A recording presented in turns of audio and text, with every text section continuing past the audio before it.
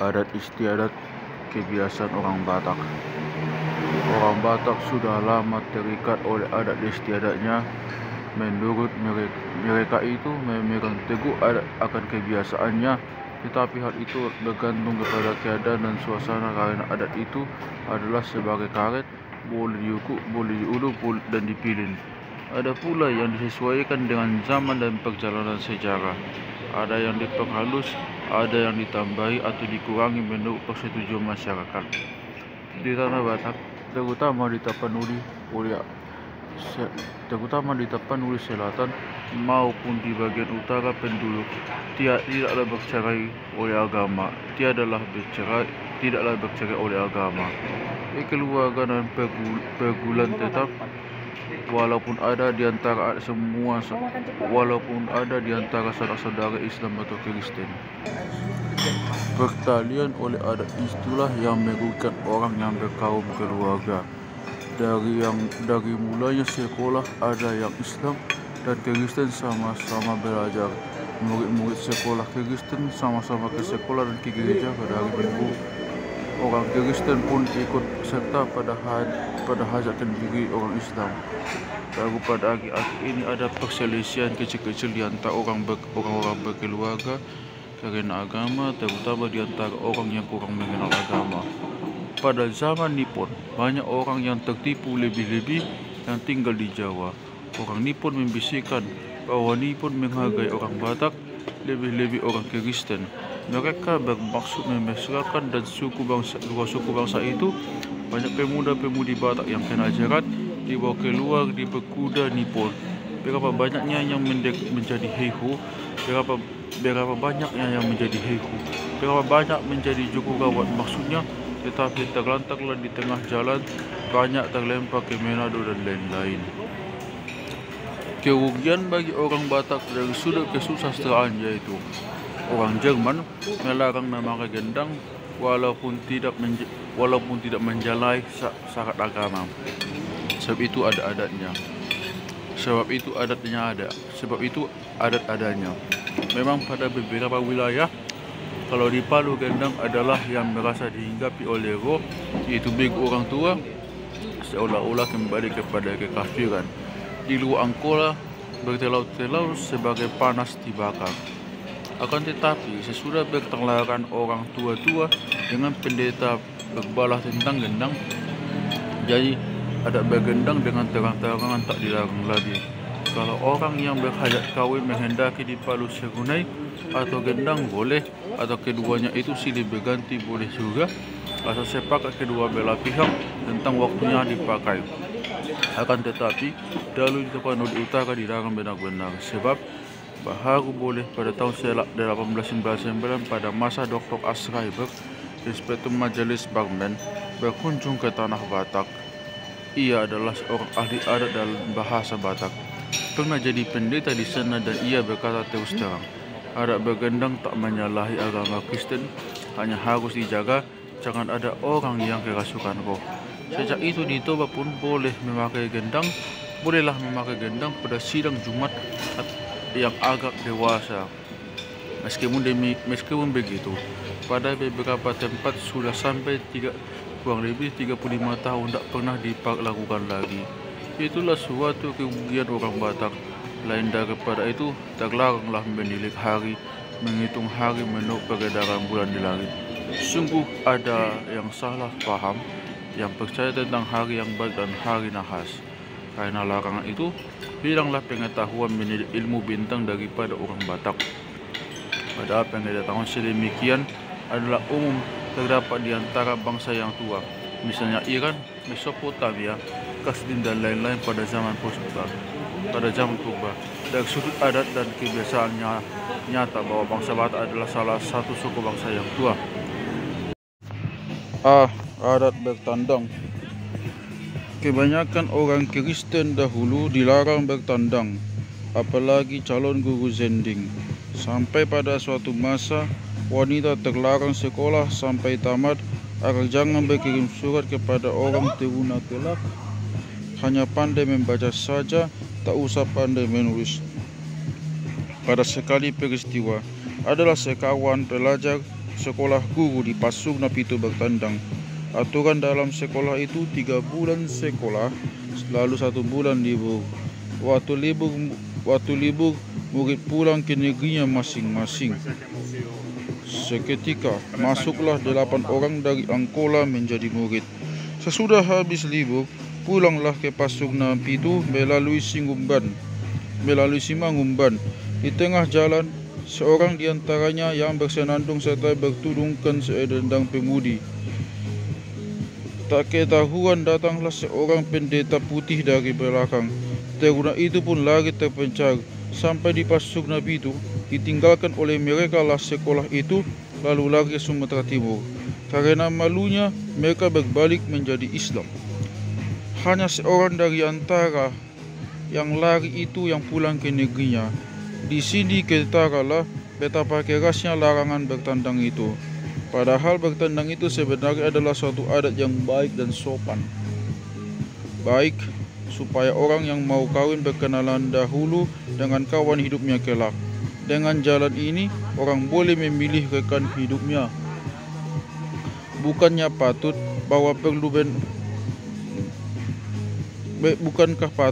bahwa perlu benar orang yang mau kawin saling berkenalan dahulu? Bertandang artinya melawat, berkunjung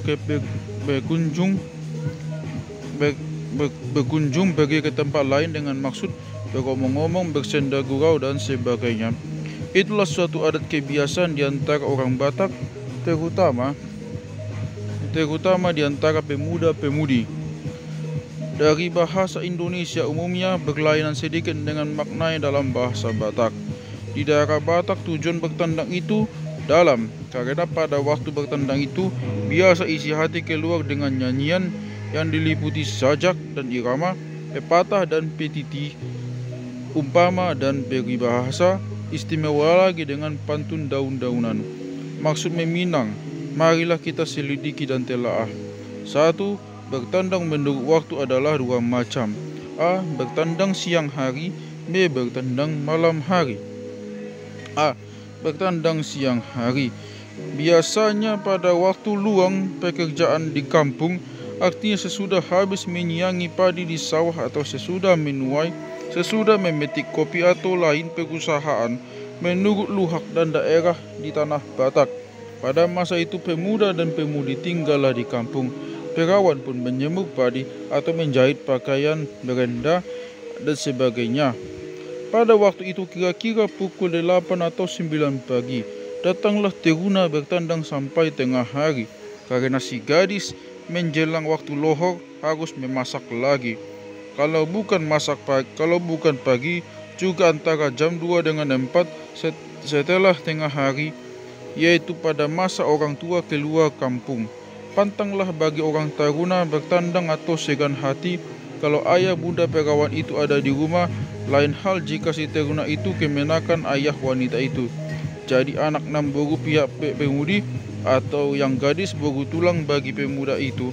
Pendeknya beranak ipar besam. B. Bertandang malam hari. Bertandang malam hari kebiasaannya sesudah telungkup periuk, yakni pukul 9 sampai 10. Pada jam 10 biasanya kebanyakan orang tua sudah pergi tidur. Dahulu kala pemudi-pemudi biasa sama-sama setempat tidur di rumah ayah pemudi atau sanak saudara semaganya. Setelah orang tua-tua sudah tidur, datanglah pemuda teruna barang 2 atau 3 orang dekat dinding tempat tidur pemudi, berbisik-bisik, mengidomi minta disebut orang. Biasalah pemuda pura-pura tidak mendengar, karena pemuda menggaruk-garuk dan membuat hal yang lucu-lucu supaya tertawa. Dalam tiap negeri atau kampung, pemuda teruna mempunyai ketua, begitu pula pemudi. 1 kali setahun berunding semua pemuda-pemudi di dalam rumah orang kaya, tempat raja memberi anaknya yang perawan kawin. Di sanalah makan minum semua pemuda-pemudi. Makanannya itu dituruni dan dimasak oleh mereka sendiri. Disitulah berpakat tentang adat, hukum, dan memakai gelar dan sebagainya. Teguna merasa kurang sopan bila orang lain memanggil anak atau nama kecilnya. Demikian pula pemudi, kecuali segolongan orang yang menyebutnya, yaitu saudara pemuda terhadap pemudi atau sebaliknya, dan orang tua terhadap anaknya. Jadi si anu beroleh gelar Jamang Gesa, dan nama gelaran inilah yang dipanggilkan kepadanya. Demikian pula halnya golongan pemudi. Misalnya si Timah Boru Angin digelar dengan Nai Taglalo atau Nai Bajora. Semua orang lain memanggilkan dia nama gelarnya itu kecuali yang bermaga, Arahap, Lubis, Bogbog, Pasaribu, dan lain-lain. Begitu juga si Muna Boru Enggan bergelar Nai Rumiam atau Nai Rumagi. Semua orang lain harus memanggilkan dia gelaran itu kecuali yang bermaga, Siregar, Ritonga, dan Dongoran, Sirera, Ritonga, Dongoran, dan sebagainya. Begitu pula pada masa meminta di samping rumah waktu bertandang malam. Teguna itu memanggil nama gelaran wanita itu. Jikalau ia tak mengetahui atau lupa, lalu dipanggilnya bujing, bibi, adik bunda atau kakak atau adik yang tercinta atau boru enggan, boru angin, kadang-kadang dengan nyanyian. Bintang gemerlapan berbaris embun yang mengisapkan debu. Bibiku yang agak hitam manis dengarkan aku yang asyik berseru. Begitulah kira-kira kalau diterjemahkan dari bahasa Batak. Kalau belum menyahut, lalu ia menggaruk-garuk lantai seraya bercumbu melawak agar yang di dalam terbahak. Acap kali kejadian juga kalau orang yang di dalam itu terus menyahut, katanya, "Apakah hai anakku?" atau "Apakah yang berhendak kau katakan?" Dari luar pun menyahut, "Aku minta tembakau karena banyak nyamuk di sini," atau sebab merasa kedinginan dan lain-lain. Baru merambah hutan, tanya pemudi. "Minta masuklah ke dalam," jawab pemuda. Demikianlah bersaut-sautan, akhirnya timbul asik kedua belah pihak, lalu oleh pemudi diberilah masuk. Jadi kalau masuk, wanita itu pun meminta geretan supaya dipasang lampu. Bertandang begini, biasanya si wanita asiklah mengancam tikar atau bakul, merendah atau menyulam. Jikalau perawan hanya sendiri, ia tak mau berani menerima orang kecuali anak namburunya, yang memang itu pun jarang atau tak kejadian. Keras sekalilah adat Batak menjaga agar jangan ada terjadi pelanggaran susila di antara pemuda. Sebaik-baik adat dan syarat, pelanggaran kesusilaan ada juga, karena di mana ada tegah disitulah kelangkahan. Kalau ada kelangkahan, orang menyebut telah terjadi peristiwa yang tidak diizinkan. Dalam kiasan, harimau deri-deri terombak menerkam, manyogo babiat lobu. Hal bertandang malam biasa diperkenankan sampai tengah malam. Sesudah itu pulanglah petandang itu. 2. Bertandang menurut tempat adalah dua macam. Bertandang di dalam negeri, A. Bertandang di dalam negeri, dan B. Bertandang di luar negeri. A. Bertandang di dalam negeri, kampung. Tadi telah diperbincangkan tentang bertandang siang dan malam di dalam rumah. Dalam beberapa daerah dan negeri memang diizinkan bertandang di dalam rumah baik siang maupun malam. Pada beberapa luhak lain boleh juga bertandang waktu malam, tetapi di halaman atau di tempat menumbuk padi, terutama waktu terang bulan. Adapun perihal itu kadang-kadang membawa perselisihan. Karena itu orang teruna minta izinlah dari pihak kaum perempuan. Karena itulah orang teruna minta izinlah dari pihak kaum keluarga dan orang tua pemudi supaya bertandang baik di halaman, baik di penumbukan padi. Itulah sebab pantanglah menurut adat teruna dilihat oleh saudara dan ayah bunda keluarga sesuku pemudi di tempat terbuka. B. Bertandang di luar kampung negeri. Ini boleh masuk dalam taraf bertandang hari siang yang tersebut tadi. Akan tetapi berkelainan sedikit halnya, yaitu bertandang di sawah pada masa menyiangi atau menuai padi, bertandang ke kebun, di ladang, atau di kebun kopi. Dan lagi, bertandang waktu mencari kayu bakar atau sengaja mencari buah-buah kemuning, baja, menteng dan sebagainya, atau mencari umbut enau dan lain-lain. Bertandang di sawah, di rumah, kebun ladang, kebun kopi biasanya langsung pula. Bahkan di situ karena ikut kerja atau gotong royong. Tentang gotong royong di Tapanuli lazim disebut alap ari. Caranya sama dengan di daerah lain, yaitu dengan rombongan yang agak besar bergilir-gilir bekerja di sawah seorang demi seorang daripada rombongan itu. Suasananya begini sebagai makan sayuran ranti poga, perut kenyang, cacing pun binasa. Di sini berlakulah. Selain membuka pura, 2-3 utang terbayar sambil bertandang, pekerjaan selesai, lagi berjalan dengan sopan santun. Kalau teruna itu tidak ikut makan, pekerjaan bertandang pun hanya seketika saja. Jika lo pergi mencari buah-buahan atau mencari umbut enau, harus diperkatakan lebih dahulu antara 2 atau 3 orang pemuda dengan 2 atau 3 orang pemudi akan pergi ke tempat dan pada waktu yang ditentukan. Di sini pun sopan santun sebagai orang bersahabat, bebas berpantun, bernyanyi, bercumbu dan bersandai gurau. Pantun jenaka berkesusastraan Batak pun keluarlah sehingga mereka tertawa terbahak-bahak. 3. Bertandang ke kampung atau ke negeri yang lain. Bertandang terbagi pula atas A. Berkampung di kampung sendiri dan B. Di kampung yang lain. B. Di kampung yang lain. A. Tentang bertandang di kampung sendiri telah kita perkatakan. Sekarang kita akan membahas bertandang di kampung atau di negeri yang lain. Dahulu kala, apabila seorang laki-laki yang belum kawin, baik ia masih kecil atau belajar teruna atau dewasa, pergi ke anak kampung yang lain, bila sampai ke rumah mamaknya atau saudara ibunya, keluarlah sirih disuguhkan oleh pemudi yang di dalam rumah itu. Waktu yang belakangan ini tidaklah demikian lagi. Kalau bertandang di kampung sendiri tak ada lagi yang istimewa, tetapi kampung kita sendiri adalah luas artinya. Misalnya, Simangambat mulanya sebuah kampung yang sederhana besarnya, lama-lama bertambah besar lalu pecah menjadi Simangambat, Simaremare, Simadoras, ada kalanya menjadi 4 negeri. Karena asalnya sebuah negeri yang berpecah menjadi 4 negeri, dalam adat bertandang dianggap masih satu kampung. Begitu pula bunga bondak misalnya.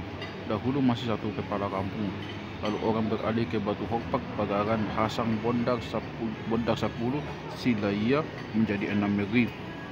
Tapi ber-6 negeri itu masih dihitung satu negeri, meskipun tiap-tiap negeri itu berkepala kampung sendiri atau pada tiap kampung mempunyai kalau ketua teruna dan ketua pemudi.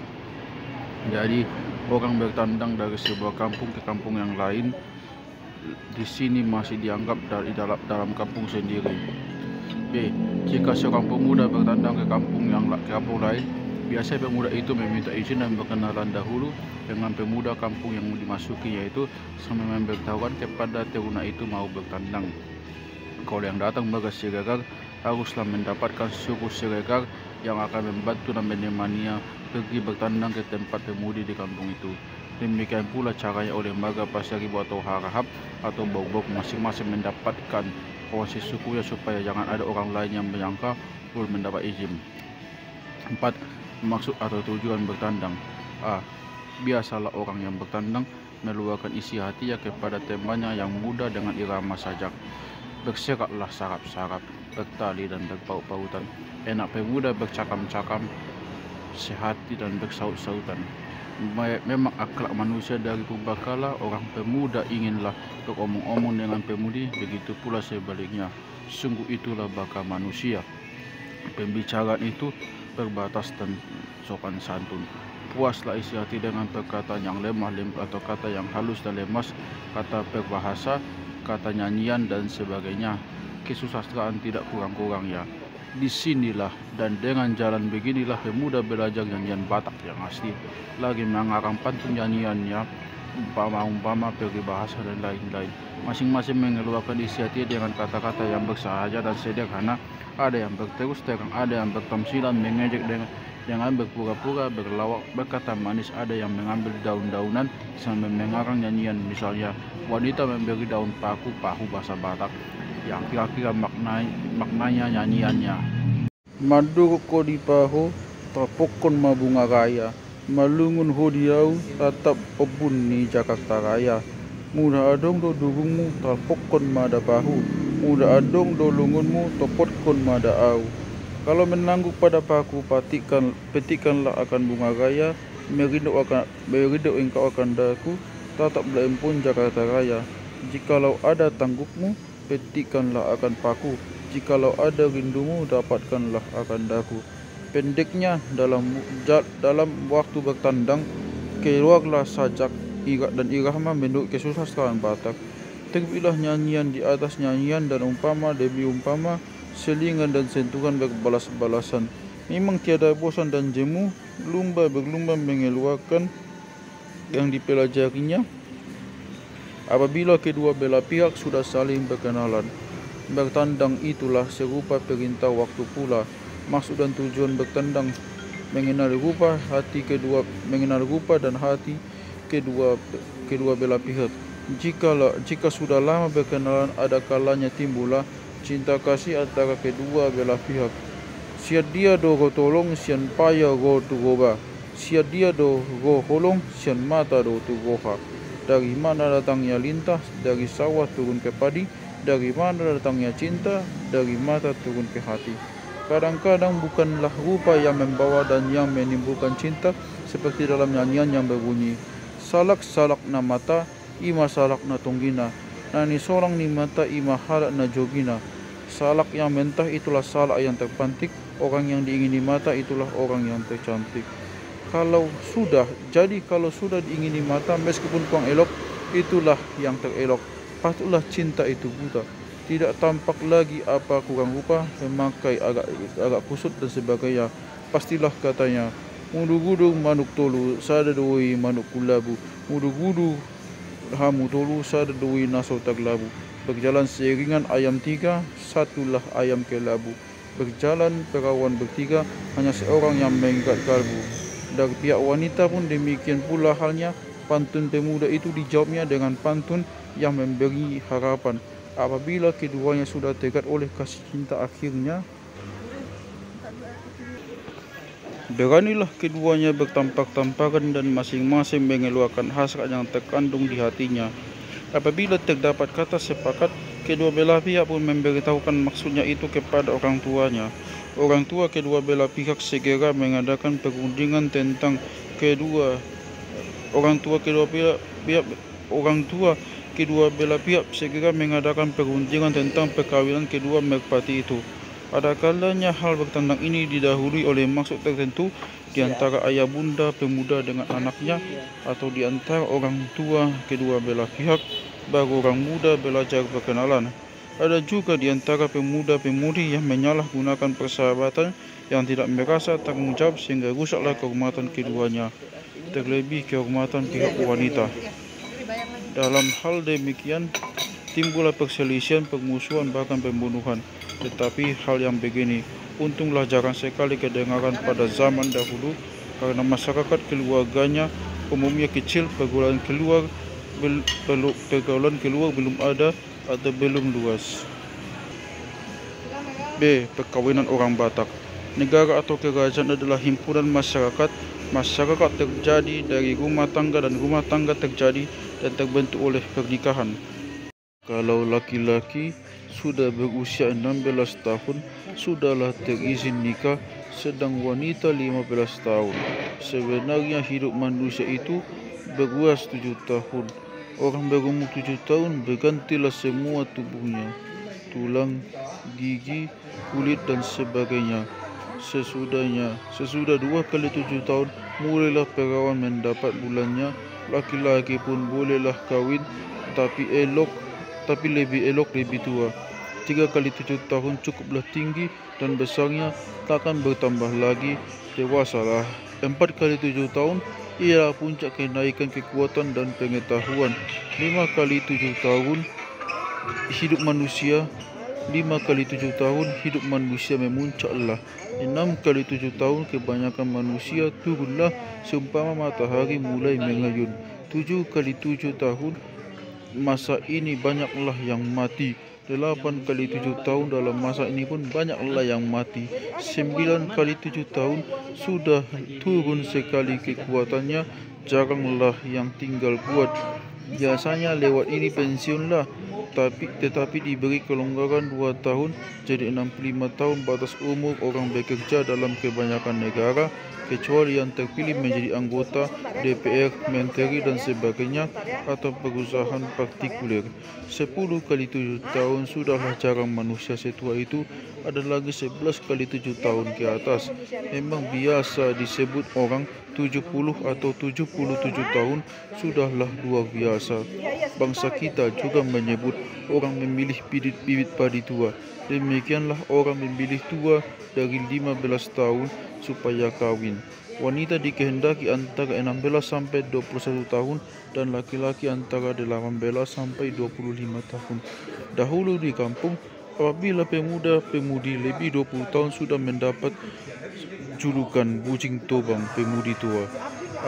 Adapun pemuda kalau sudah sampai 30 tahun belum juga kawin, maka di Angkola terkenal julukannya doli-doli Angkola, artinya terun Angkola. Sedang di tempat lain disebut pemuda Jerman, yaitu bujang meranda atau teruna janda.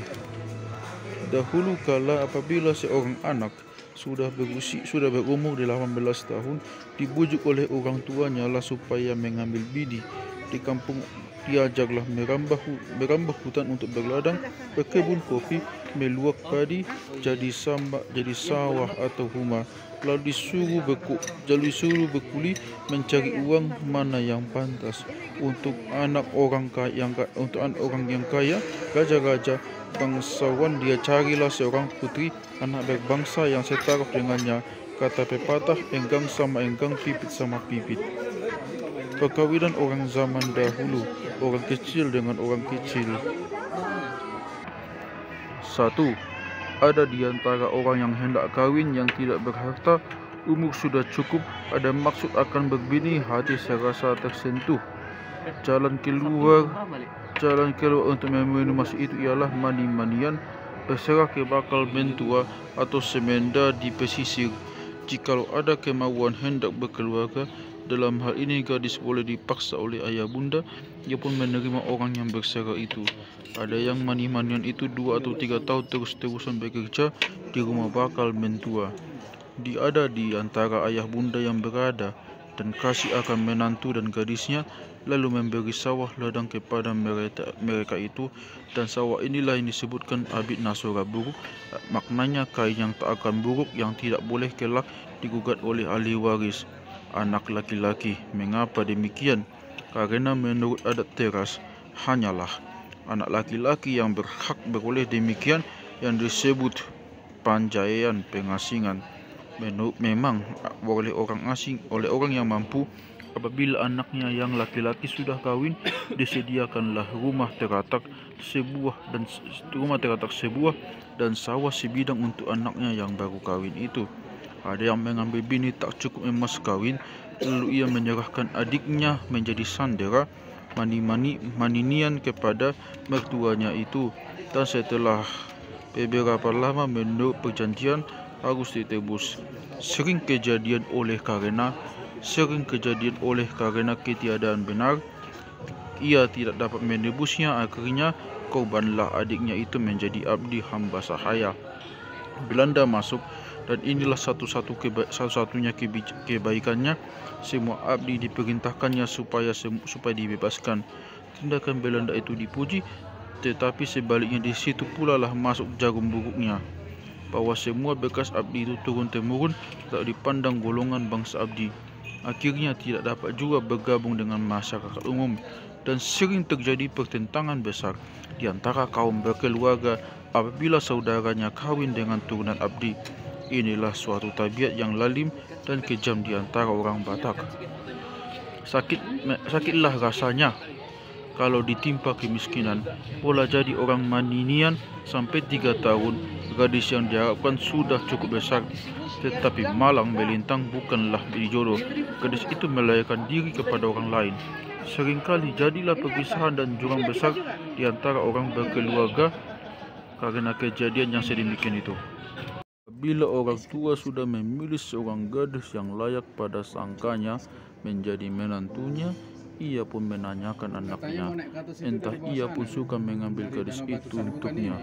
Semua akal dan daya upaya dipergunakan oleh orang tua itu membujuk anaknya, menyanjung gadis itu, memuji ayah bundanya dan sebagainya, atau menggawa anaknya, atau menyuruh anak itu mengusut, menyelidiki gadis itu. Kalau anak itu setuju, maka dipinanglah gadis itu. Dalam hal ini, orang tua sama orang tua kedua belah pihak yang berurusan itu, kalau kedua pihak dapat menanggung menguasai anaknya. Dahulu kala demikianlah biasa, tiada ada salahnya dalam adat, dan inilah kebiasaan dalam negeri. Pada masa belakangan ini, apalagi sudah ada perguruan, orang muda lah yang mencari jodohnya. Dulu kejadian juga demikian, tapi jaranglah. Jika peristiwa begitu, ada kalanya tidak disetujui oleh orang tua, terenglah suasana. Misalnya orang kaya mengambil orang papa atau sebaliknya. Lagi pula orang kaya yang baru keturunan abdi meminta gadis mereka tidak disukai oleh keluarga gadis itu. Sekarang banyak sudah rasa-rasanya berlawanan dengan kebiasaan dahulu. Sebab itu banyaklah orang membawa melahirkan gadis ke negeri yang jauh, yang kawin secara pemerintah bukan secara adat, tak dijujur lagi. B. Orang berada sesamanya, merdeka raja-raja. 1. Apabila orang besar mau kawin, tiada seberapa bedanya dengan orang merdeka biasa, anak mata. Tapi dahulu kalau anak kepala kuria harus mencari puteri kepala kuria dari negeri yang jauh, atau gadis saudaranya yang perempuan. Jadi dari Luhak Sipirok, semua kepala kuria Maga Siregar biasanya mencari gadis kepala kuria ke Angkola, suku Harap atau Maga Lubis di Mandailing kecil, atau suku Nasution di Mandailing besar, atau Hasibuan di Subuhuan dan sebagainya. Dan Maga Harap mencari jodohnya ke Sipirok, Akola Jaya dan Mandailing. Demikianlah dengan sebaliknya. Jika anak kepala kampung harus mencari gadis kepala kampung, atau anak saudaranya yang perempuan, gadis kepala suku atau kepala kuria. Gadis kepala kampung pun sering dijemput oleh anak kepala kuria pula. Dan masa yang akhir ini, gadis pegawai biasa juga. Pada zaman akhir-akhir ini teradatlah bahwa anak dulu meminang gadis baru diikuti oleh orang tua. Kalau anak mata saja atau orang kaya, orang berada dan terpandang oleh masyarakat, masing-masing mencari jodoh. Orang kaya sama orang kaya, orang berada sama orang berada, atau yang luas sawahnya.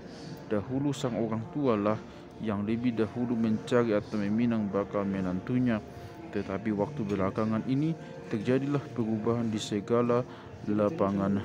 Pemuda mencari jodohnya sesudah ia sekata baru dimintakan oleh orang tua dan dimintakan persetujuan kedua belah pihak, atau sedari orang muda berkenalan teruslah diminta kerelaan orang tua. Kalau sekiranya orang tua enggan, sedang burung merpati sudah cocok, terjadilah kawin lari, yaitu sang pemuda melarikan gadis jodohnya itu ke negeri lain dan kawin di sana. C. Meminta gadis jadi kawan sehidup semati adalah bermacam-macam cara dan jalan meminang gadis. Sebagai sudah disinggung di atas tadi, adalah akibat daripada suasana bertandang. Kalau kedua orang tua muda setuju, dimaklumkanlah kepada orang tua. Kalau kedua orang muda setuju, dimaklumkanlah kepada orang tua. Kalau setuju perasaan ayah bunda pemuda itu, lalu pihak orang tua ini pun pergilah menyelidiki, mengintai ke kampung gadis kalau berkejauhan negeri. Biasanya yang terutama diselidiki ialah asal-usul bapa gadis, adakah anak mata supaya jangan terjerumus kelak, dan lagi tentang akhlaknya, peramah atau pembemis atau pemegang racunkah dan sebagainya. Kemudian dari manakah ibu gadis itu pendeknya, semua yang perlu diselidikinya lah sampai kepada hal adatnya. Setelah diketahui tak ada barang cacat, sekeluarga itu tiada diantaranya orang gila, penyamun dan sebagainya, pergilah ia menemui anak boru orang kaya ayah gadis itu atau kepada sanak saudara atau kepada anak saudaranya sekedar merintisnya. Pada waktu tertentu, datanglah ia mendapatkan ayah gadis itu bersama dengan anak burunya.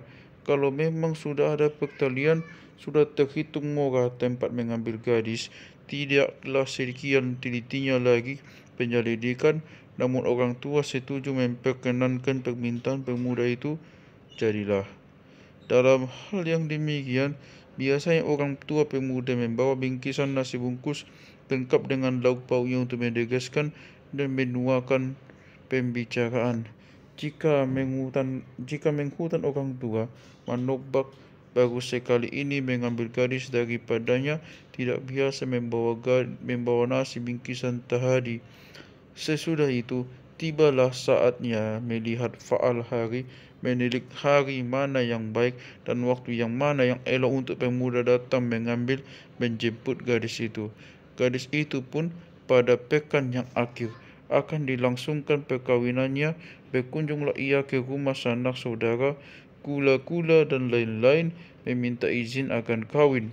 Pada masing-masing keluarga yang dikunjunginya, ia mendapat kehormatan jamuan makan.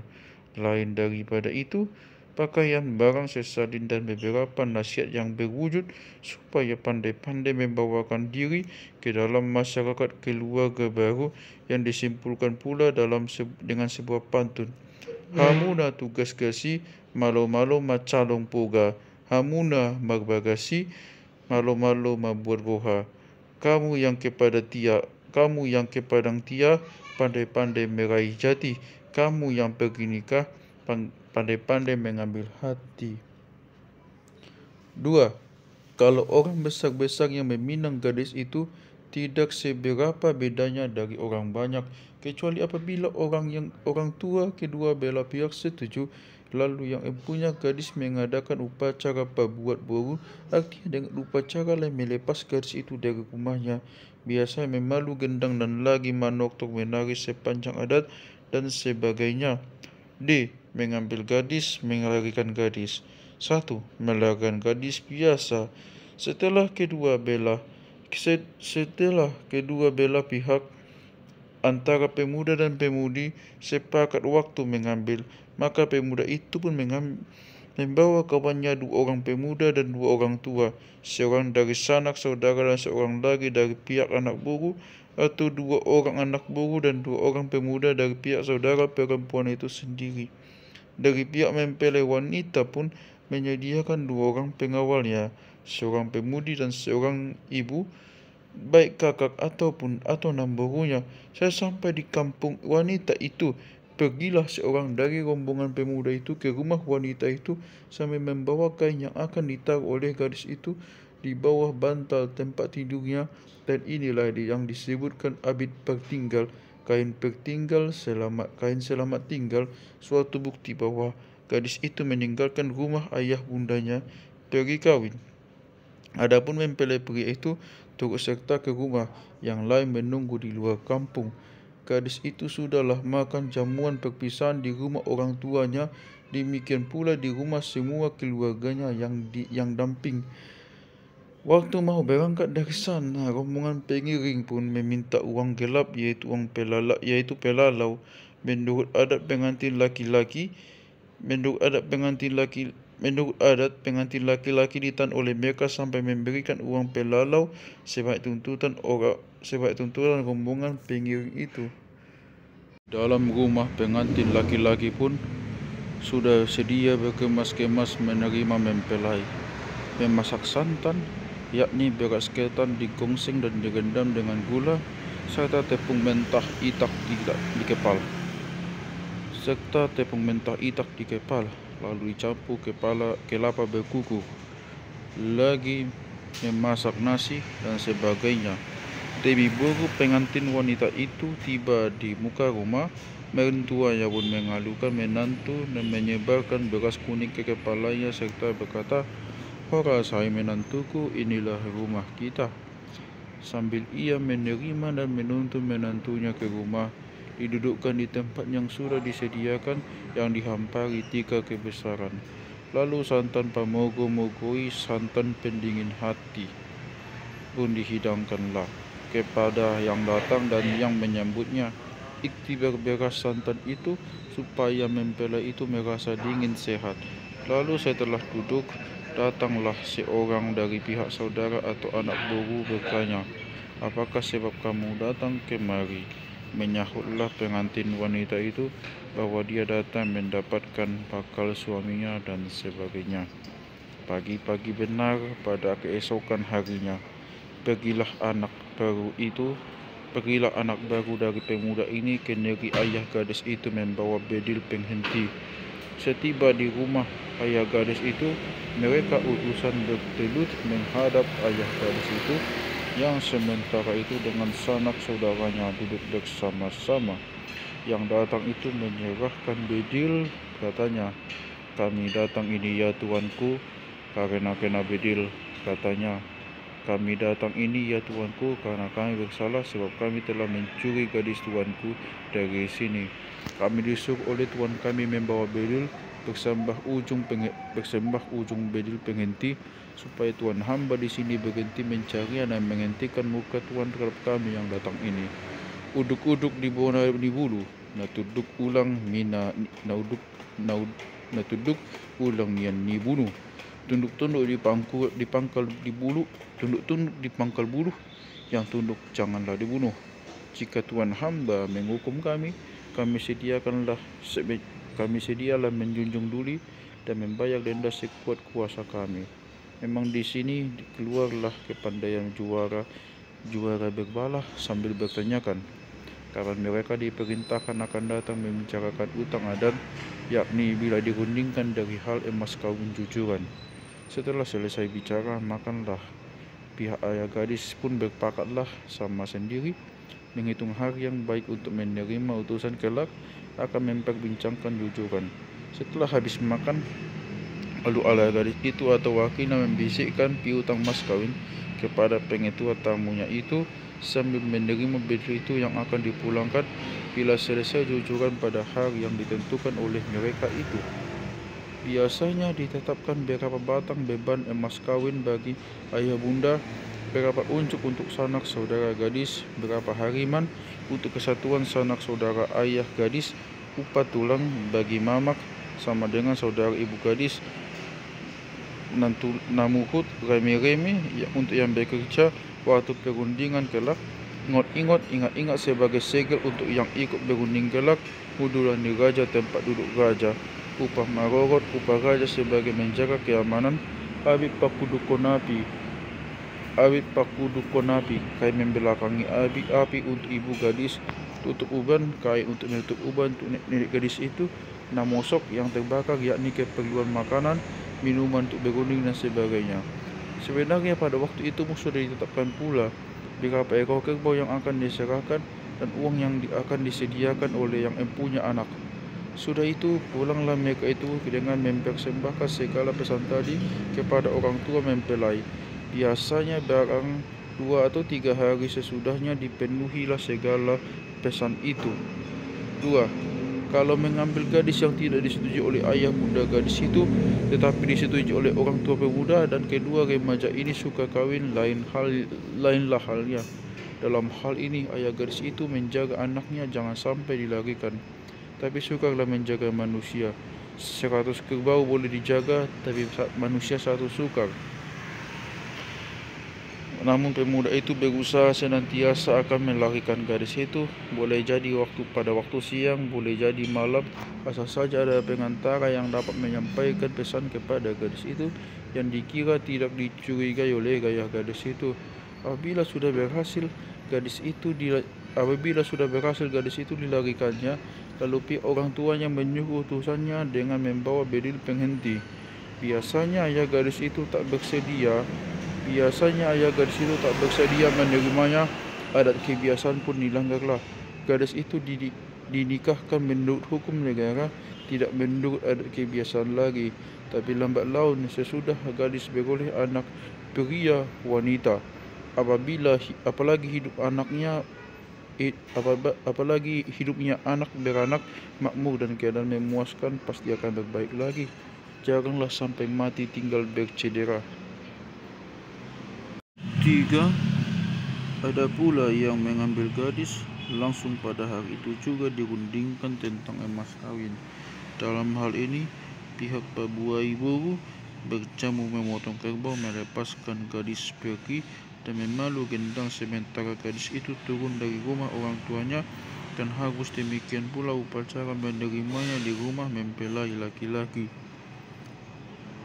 Berunding emas kawin atau jujuran. 1.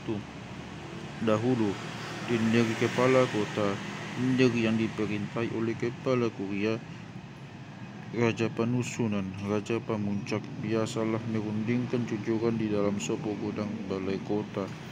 Disebut pula sopo sioma godang, balai yang aman, tak kena hujan panas, yang diperuntukkan menjadi tempat berunding jujuran, bersepakat hal negara, menyelidiki suatu perkara dan sebagainya. Sesudah gadis itu diantarkan keluar kampung, pergilah raja-raja di kampung itu ke balai kota, turut serta wakil mempelai laki-laki dari belakang, mendengarkan hukuman yang akan diletakkan atas bahu mereka yang mengambil gadis gula-gula itu. Dalam hal yang begini, syafaat permintaan meminta kuda kendaraan raja dari istana ke balai kota yang menurut adat diuangkan sebesar Rp10 sampai Rp25.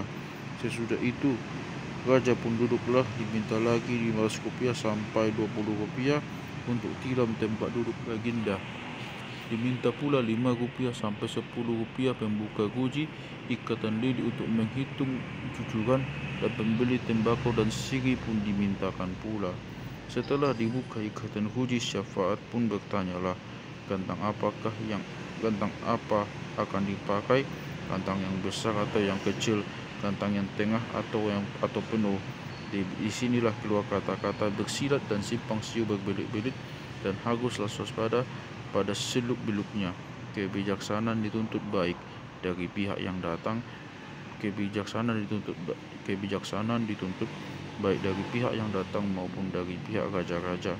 Kadang-kadang berlarut-larut sampai makan siang hari, lalu disambung lagi sampai sorenya. 1.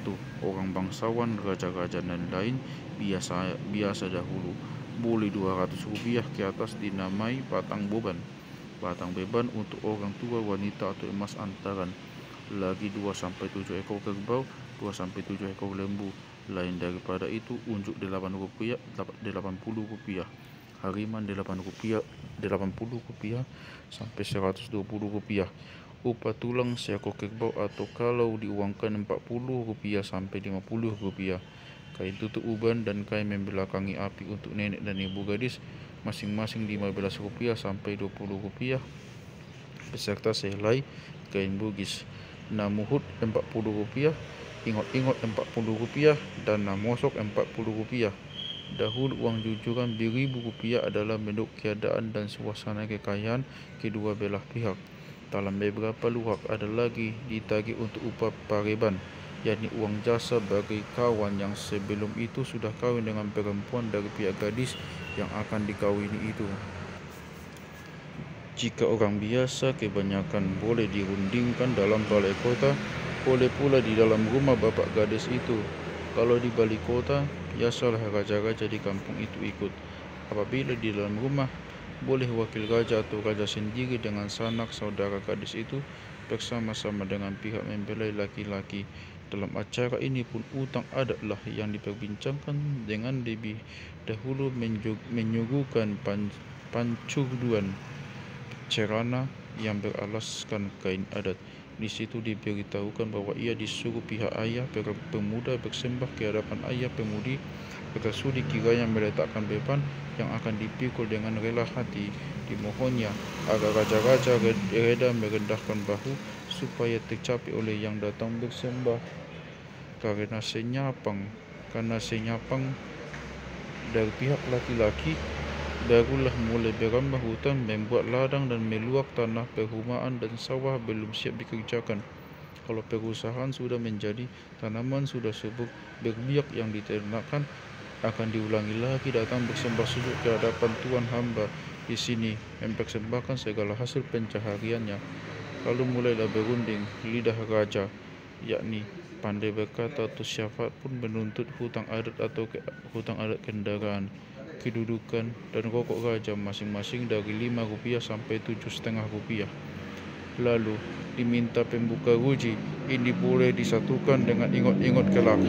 Sebenarnya kedua belah pihak sudah berbisik lebih dahulu, lalu sudah saling mengetahui berapa seharusnya yang akan diberikan. Umpamanya, kalau yang bercucuran Rp40, hutang adat yang lain-lain harus seimbang. Untuk unjuk kurang lebih Rp5 sampai Rp10. Sekian pula untuk hariman, kain tutup uban, dan kain pembela kangi api yang biasanya diganti dengan kain pelikat benang bawang atau kain bukis atau sulaman emas disertai uang Rp2,5 sampai Rp5,5.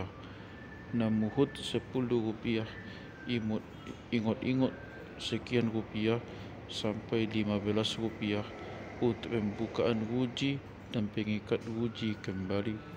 Hutang adat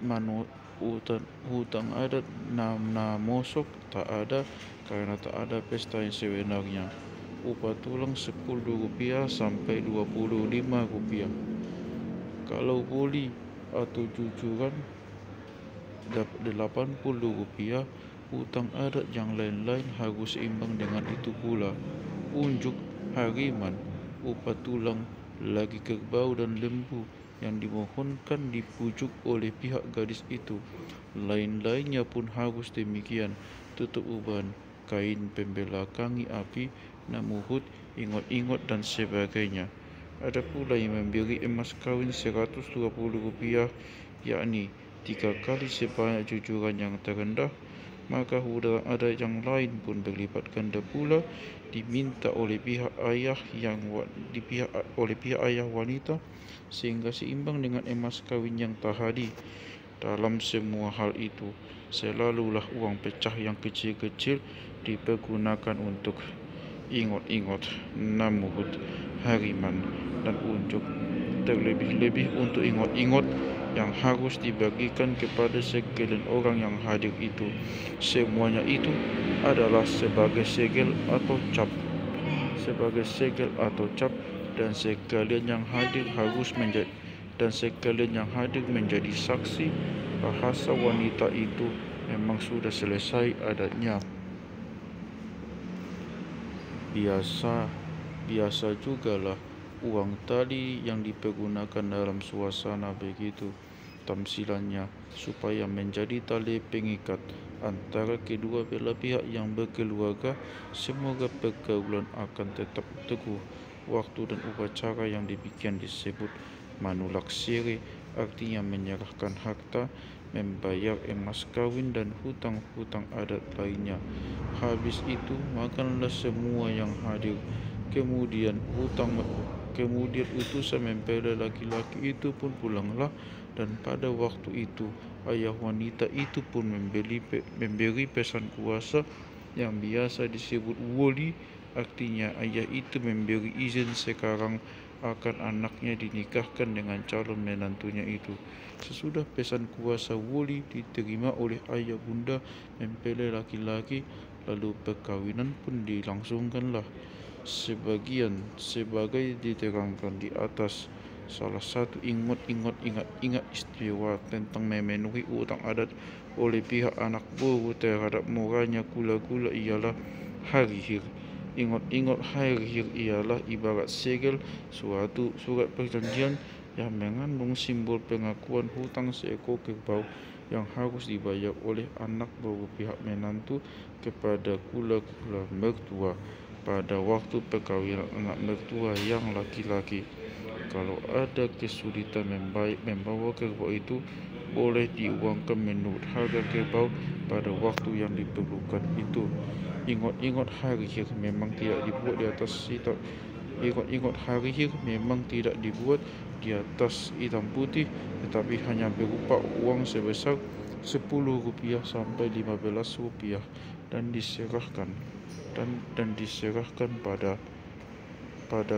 diserahkan pada ketika memberikan mas kawin.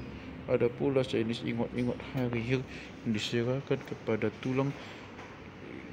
yang diserahkan kepada kula-kula berdua, namanya upah tulang.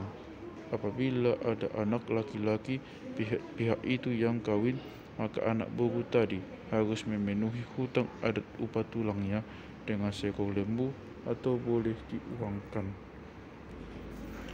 Pada masa yang akhir ini, adat itu menyerupai karet, boleh mulu, boleh susut. Itulah sebabnya disebut air godang air laut, dos niruha di bain nasaut. Air besar air laut jati, sepakatlah membuat jadi. Makin rusak adat Batak, makin rengganglah persaudaraan dan pergaulan Batak. Memang kaum agama lah yang berusaha melebur hukum adat itu. Ikatan-ikatan adat yang merugikan atau yang berlawanan dengan hukum agama ditiadakan. Timbullah perkawinan sumbang, lalu mengambil bini yang semarga. Dahulu pantanglah kawin dengan orang yang sesukunya, karena itu besarlah pengaruh dan efek adat itu. Di bawah ini kita ambil beberapa contohnya yang terlarang menurut adat. 1. Dahulu tak boleh mengambil bini yang semarga. Oleh karena itu orang amat sopan terhadap saudaranya yang semarga. Tidak boleh diajak bertandang, sedang dilawan tidak boleh diajak bertandang, sedang dilawan beromong-omong pun terlarang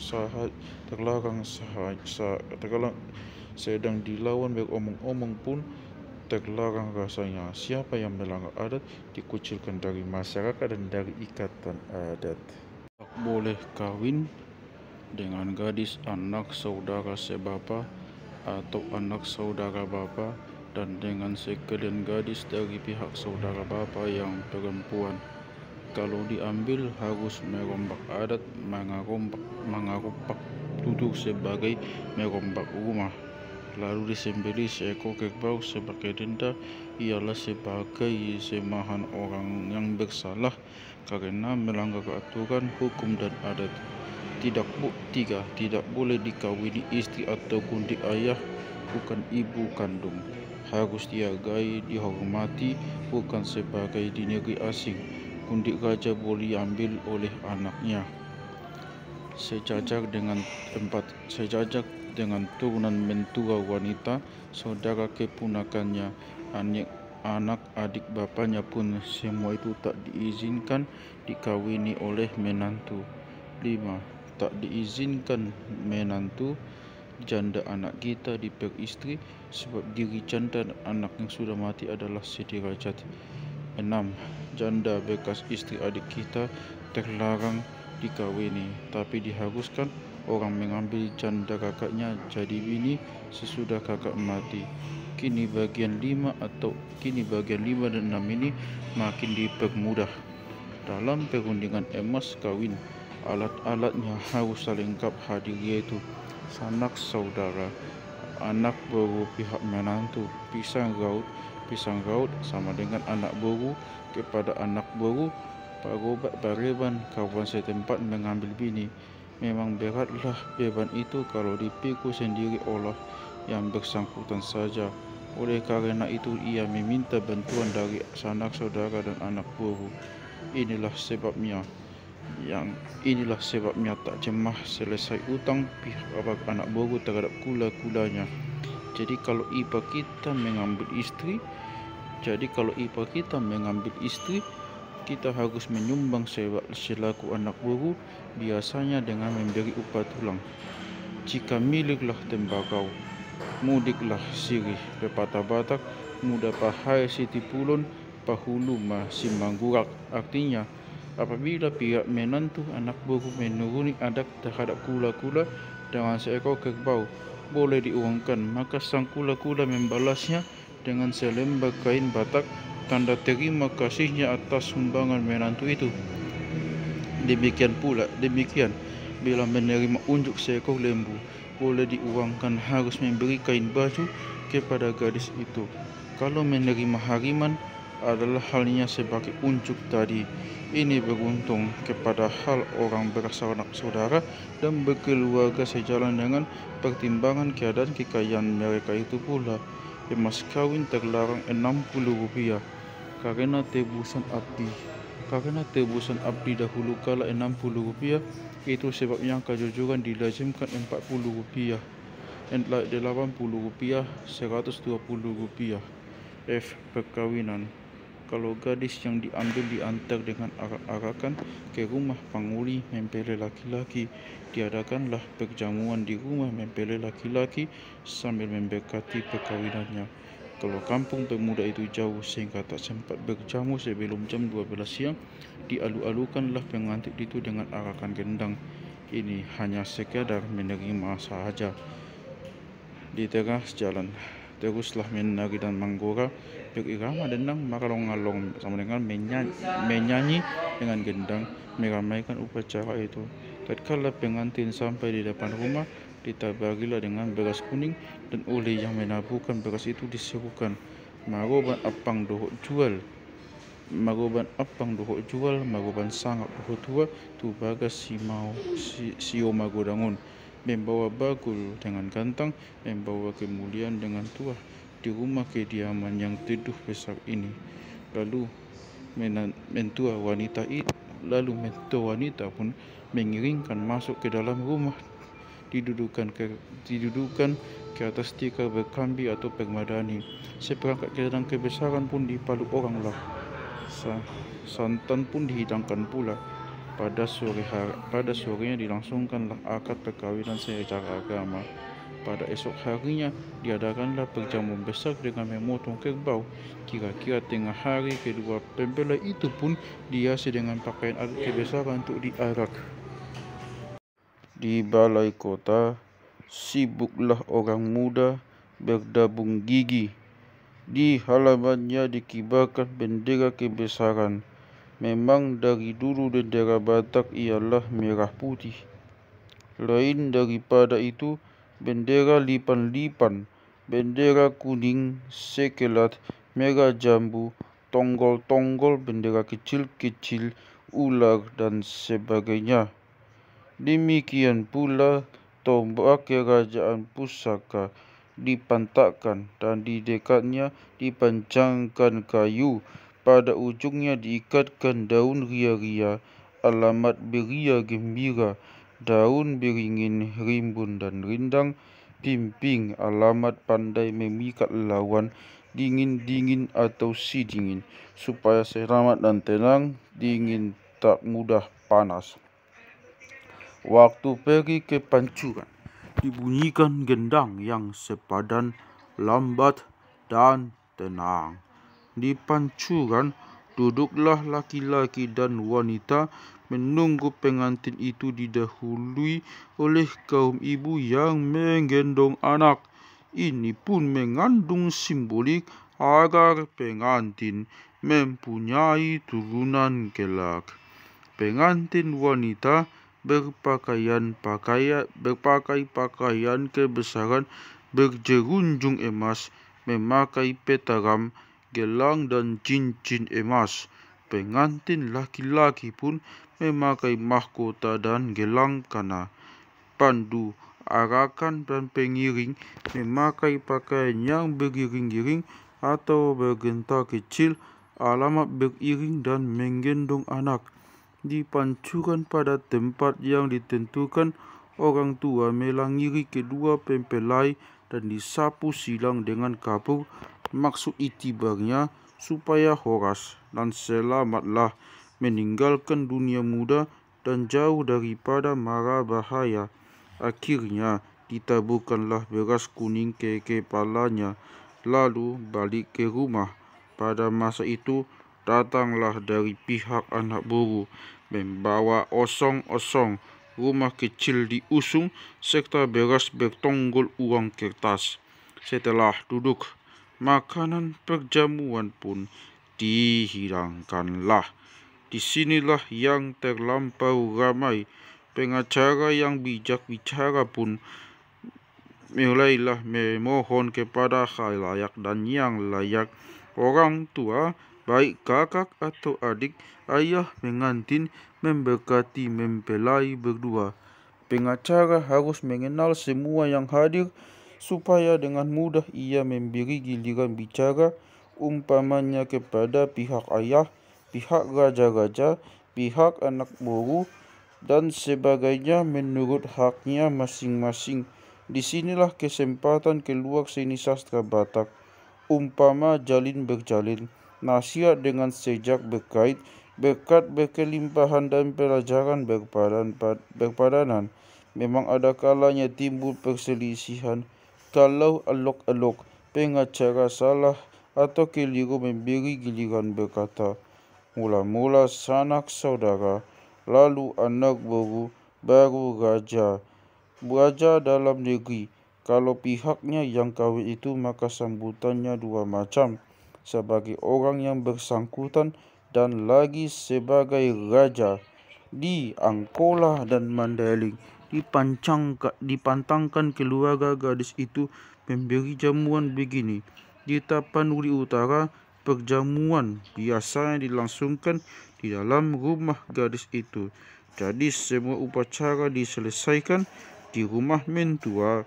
Di rumah pihak laki-laki perhelatan hanya sekedarnya saja. Kalau ada pemudi dari rumah yang berjamu itu ikut memotong gigi, ikutlah mukanya disilang dengan kapur oleh anak boru yang membawa osong-osong itu. Jadi arti osong-osong itu adalah sebagai pendahulu emas kawin jujuran dari pihak anak boru. Sekalian uang tonggol dan beras itu diberi kecil-kecil, suatu tanda bahwa belum dapat waktu yang baik akan mengambil gadis itu. Aturannya gadis ini takkan pergi kepada orang lain lagi kawin kelak. Pada waktu mangupa boru, haruan boru, pesta kawin ada kalanya sampai sore, karena disinilah orang tua-tua mengeluarkan isi perbendaharaan harinya dengan pepatah pepitih berupa nasihat dan tamsilan. Disinilah pula angkatan muda belajar tata acara perjamuan dan tutur bahasa adat yang bersajak irama itu. Di sini pula kesempatan bagi orang memperdengarkan keistimewaannya, menguraikan simbol yang terkandung dalam jenis makanan yang terhidang di atas tulang yang dihidangkan di hadapan dua pengantin yang sedang duduk di atas pelaminan. Umpamanya garam supaya darah kuat sehingga sehat selalu. B. Telur supaya semangat tetap kuat dan utuh. C. Ikan tali-tali supaya rezeki ada terus menerus dan sebagainya. Malamnya dilanjutkan dengan upacara manortor bertandak oleh pemuda-pemudi, sedang orang-orang tua seperti pada malam yang sudah tidak turut lagi. Esoknya pagi-pagi, untuk memuaskan keinginan orang banyak, diadakan kesempatan menari yang diselang-seling dengan menari tapak dan pencak. Di sini pula pendekar dari berbagai negeri atau kampung memperlihatkan ketangkasannya tentang pencak langkah 3 atau pencak macan dan sebagainya, baik memakai pisau atau pedang dan sebagainya. Pada petang hari gendang dikuncikan, lalu mulailah berunding antara sepangkalan dengan anak borunya tentang untung rugi. Tamu yang lain sudah pada pulang. Dalam waktu inilah dibagi juhud mulak daging pulang yang diasingkan untuk yang empunya kerja. Jika orang biasa yang kawin, waktu pulang dari berunding mas kawin, mereka itu membawa wogli, yaitu surat izin mengawinkan anaknya yang diberi oleh pihak ayah gadis. Dahulu kala, rajalah yang berhak menyelesaikan sesuatu perkawinan. Setelah agama lain datang, orang Islam memanggil imam menikahkannya. Orang Kristen umumnya pergi ke gereja, ditulis nama dan diberkati. Pada masa penjajahan, Perkawinan semacam ini diakui menjadi pernikahan Bugeligenstand, perkawinan menurut hukum pemerintah. Sesudah selesai menurut agama, barulah berjamu di rumah. Biasanya memotong ayam atau dan kambing menurut kemampuan, atau kalau sepakat semua keluarga memotong kerbau. Memang orang tua rela membesarkan dan menggirangkan perkawinan anaknya. Berjamu di kampung biasanya bersandar kepada hasil mufakat yang bulat dan dengan tenaga kaum keluarga. Di kota atau di perantauan asing sedikit uanglah yang kuat, itu pun harus disertai dengan oleh tenaga keluarga dan handai tolan. Di kampung perlulah perang sepekan lebih dahulu orang menjemur padi, menyediakan beras dan kue dan lain-lain. Karena gotong royong di kampung masih kuat, selalu dibarengi upacara pada beberapa tempat. Waktu perjamuan begini, diambilkan pula acara mengikir gigi dan manggoar memberi gelar. Misalnya apabila bapa seorang pemuda bergelar Sultan Naposo, anak-anaknya tak boleh lagi bergelar Sultan tetapi Baginda atau Mangaraja. Kalau sang ayah tak mau bergelar begitu, lalu anak-anaknya beroleh gelar Sultan, Baginda dan Mangaraja. Kalau ayah bergelar Baginda, lalu anak-anaknya boleh bergelar Sultan dan Mangaraja. Demikian bila bapa bergelar Mangaraja, anak-anaknya boleh bergelar yang dua macam lagi. Pesta memberi gelaran harus dipotong kerbau, tak boleh lembu atau kambing. Pada zaman yang akhir ini, pada beberapa tempat dipermudah. Bila berjamu memotong lembu, takkan ada artinya dalam adat. Apabila memotong kambing, acara mengundang, dibawa siri dalam selepa. Bila memotong kerbau, dibawalah siri dalam haroduk panyurduan bakul daripada pandan atau kumbuh beranjam dan sebelah menyebelah berada dan bermutu bermanik-manik serta bergentar kecil-kecil. Setelah dikatakan di atas, gaya tenaga kaum keluarga dan sahabatlah yang diharapkan. Demikian untuk mengundang keluar kampung dan dalam kampung sendiri. Kawan juga yang mengurus kerbau dan segala sayur mayurnya dan semua rempah-rempahnya. Ada yang memotong ayam saja pada pernikahan, yaitu menurut keadaan kekayaan orang. Tentang air, tentang tuba, besar air, besar tubanya. Kalau kita apa boleh buat, ayam saja lah hal kegembiranya tentu cukup. Kalau ada di tangan tentu diambil yang besar, yang lebih besar, tetapi ganti rotan uyut, tiada rotan akar pun berguna. Tiada yang besar, yang kecil pun boleh. Nilai yang kecil kambing dengan kerbau hampir sama. Nilai kambing dengan kerbau hampir sama, hanya tidak turun gendang dan tak menarik atau menggelar. Tanpa memotong ayam kambing pun selalu diucapkan kata pengubah, pepatah petiti dalam waktu mendudukkan pengantin. Tidak beda dengan hal perkawinan yang memotong kerbau. Setelah habis berunding mas kawin, sudah diberi wurli, kedua pengantin bolehlah dinikahkan. Beberapa hari kemudian datanglah idahan tepu rebu, nasi penghenti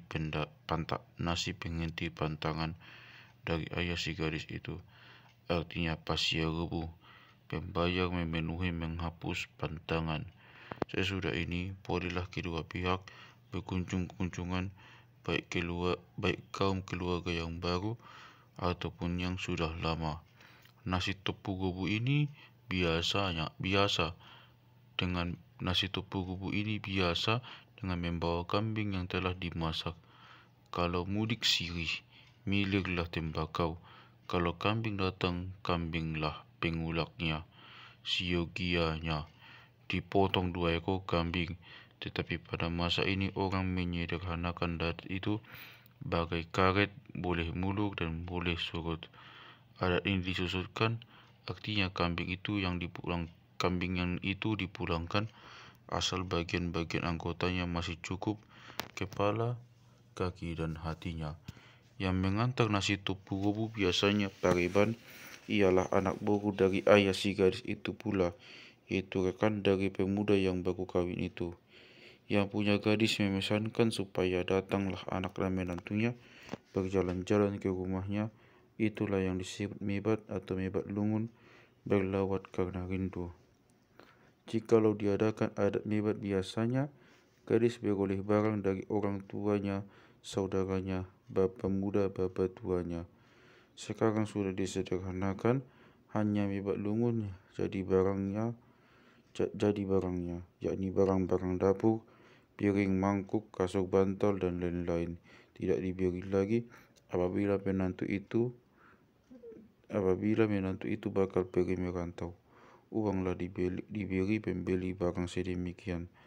Tapi ada juga yang menerima untuk perawat rumah di kampungnya sendiri.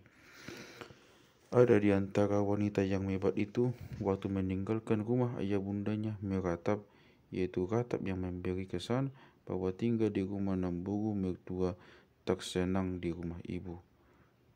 Lalu katanya, Oistagonan no madamang dainang diomas sigumoksing sian sinuan buyuna dan seterusnya. Wah, lebih gemarlah ayah bunda akan emas kuning harta daripada anak putrinya dan seterusnya. Di sini baru kurasa seperti tempat cucian tangan direndam celupkan, diangkat ke hulu ke hilir tak berketentuan. Jawab ayah bunda, kami bukan lebih suka akan emas kuning, tetapi adatlah sudah. Bila ada anak orang yang suka mengambil anak kita yang dapat pada suasana dipersuamikan, haruslah dipenuhi supaya jangan kelak seperti pohon paku aji yang terpencil di tengah paya, terpisah daripada orang kebanyakan. Ingat-ingat, insyaallah wahai anak dah, yang kita ini orang miskin dan papa, tetapi orang congkak angkuh angkara akan berdebu mata. Sedang orang yang tunduk dan rendah hati akan beroleh apa-apa dan bahagia. Ada di antara gadis yang mengeluarkan ratapnya pada waktu datang pemuda mengambil dia. Ia pergi memeluk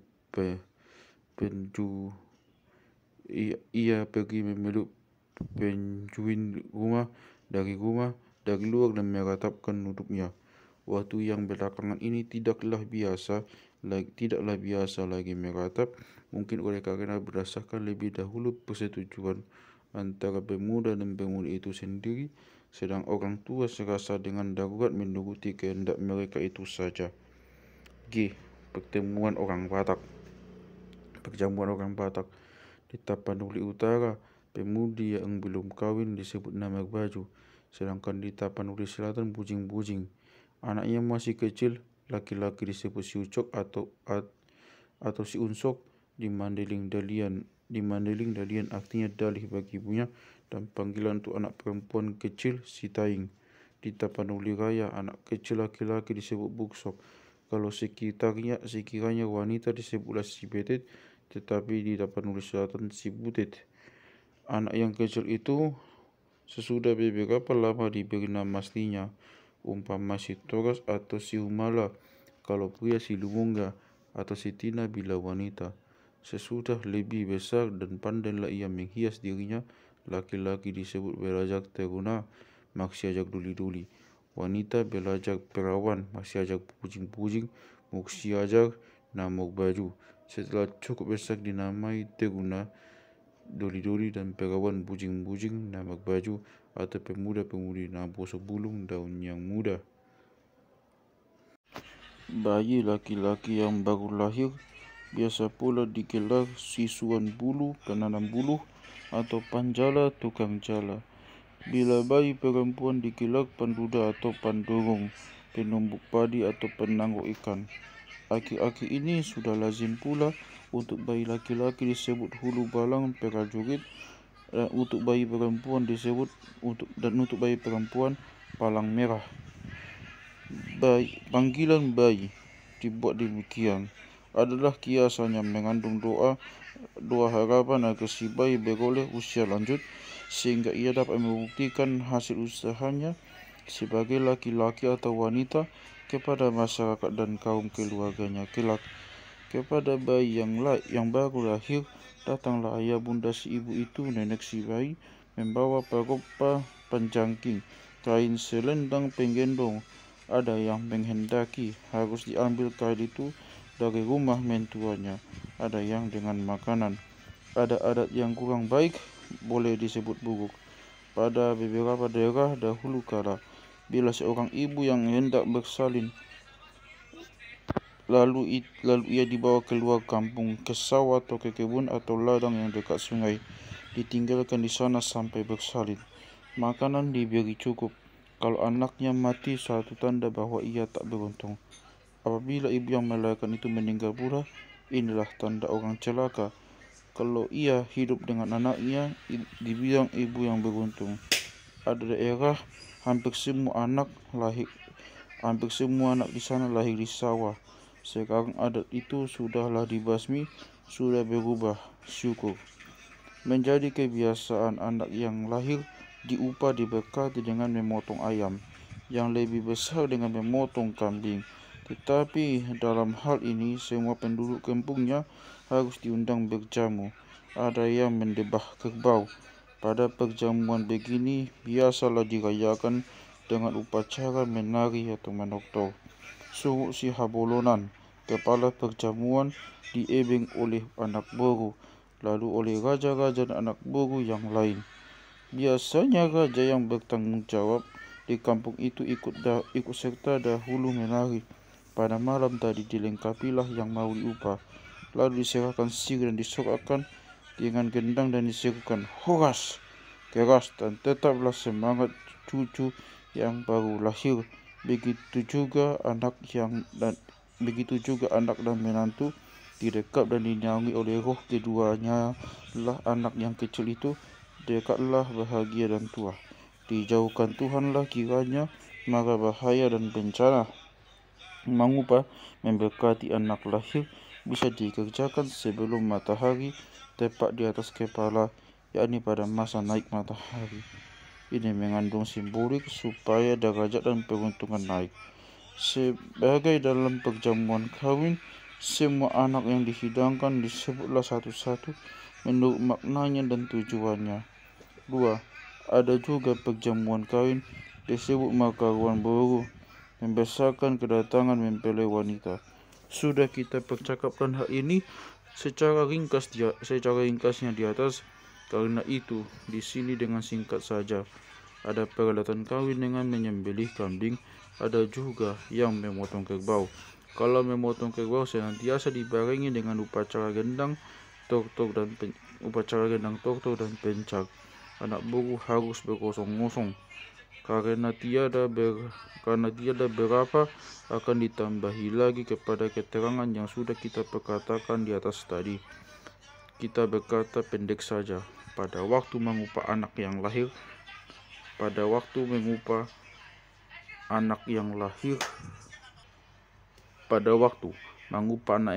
dan mengupah boru senantiasa dilangsungkan dengan adat mengupah. Dihidangkanlah makanan yang bertutupkan daun pisang dan nasi, yaitu nasi. Di atasnya ditaruh telur ayam, udang, ikan, garam, dan sebagainya. Pangkal pelepah pisang penutupnya itu harus ke arah yang diupah itu. Jika memotong kambing atau kerbau, di situ pula lah kepalanya itu. Sesudah lengkap, pandai kata, bijak pepatah, dan tamsil pun mulailah berbicara. Diuraikannya suatu persatu simbol jenis makanan hidangan itu.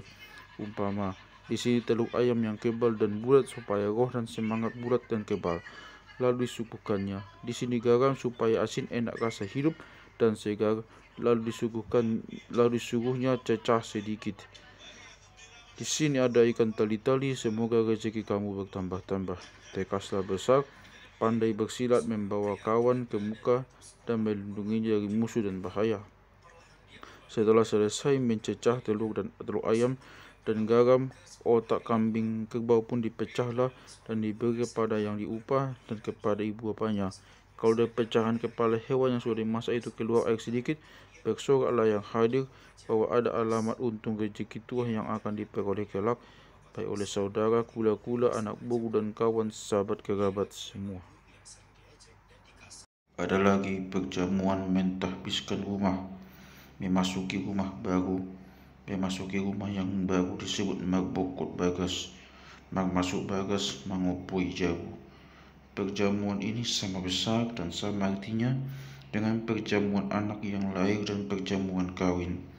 Upacara yang 3 macam adat inilah yang terbesar di antara adat orang Batak. Seperti dalam perjamuan anak lahir, pada upacara masuk rumah ini pun kula-kula pihak orang tua si tiri haruslah hadir di sini karena menurut kepercayaan mereka itulah yang menyelimuti dan melindungi sekeluarga rumah itu.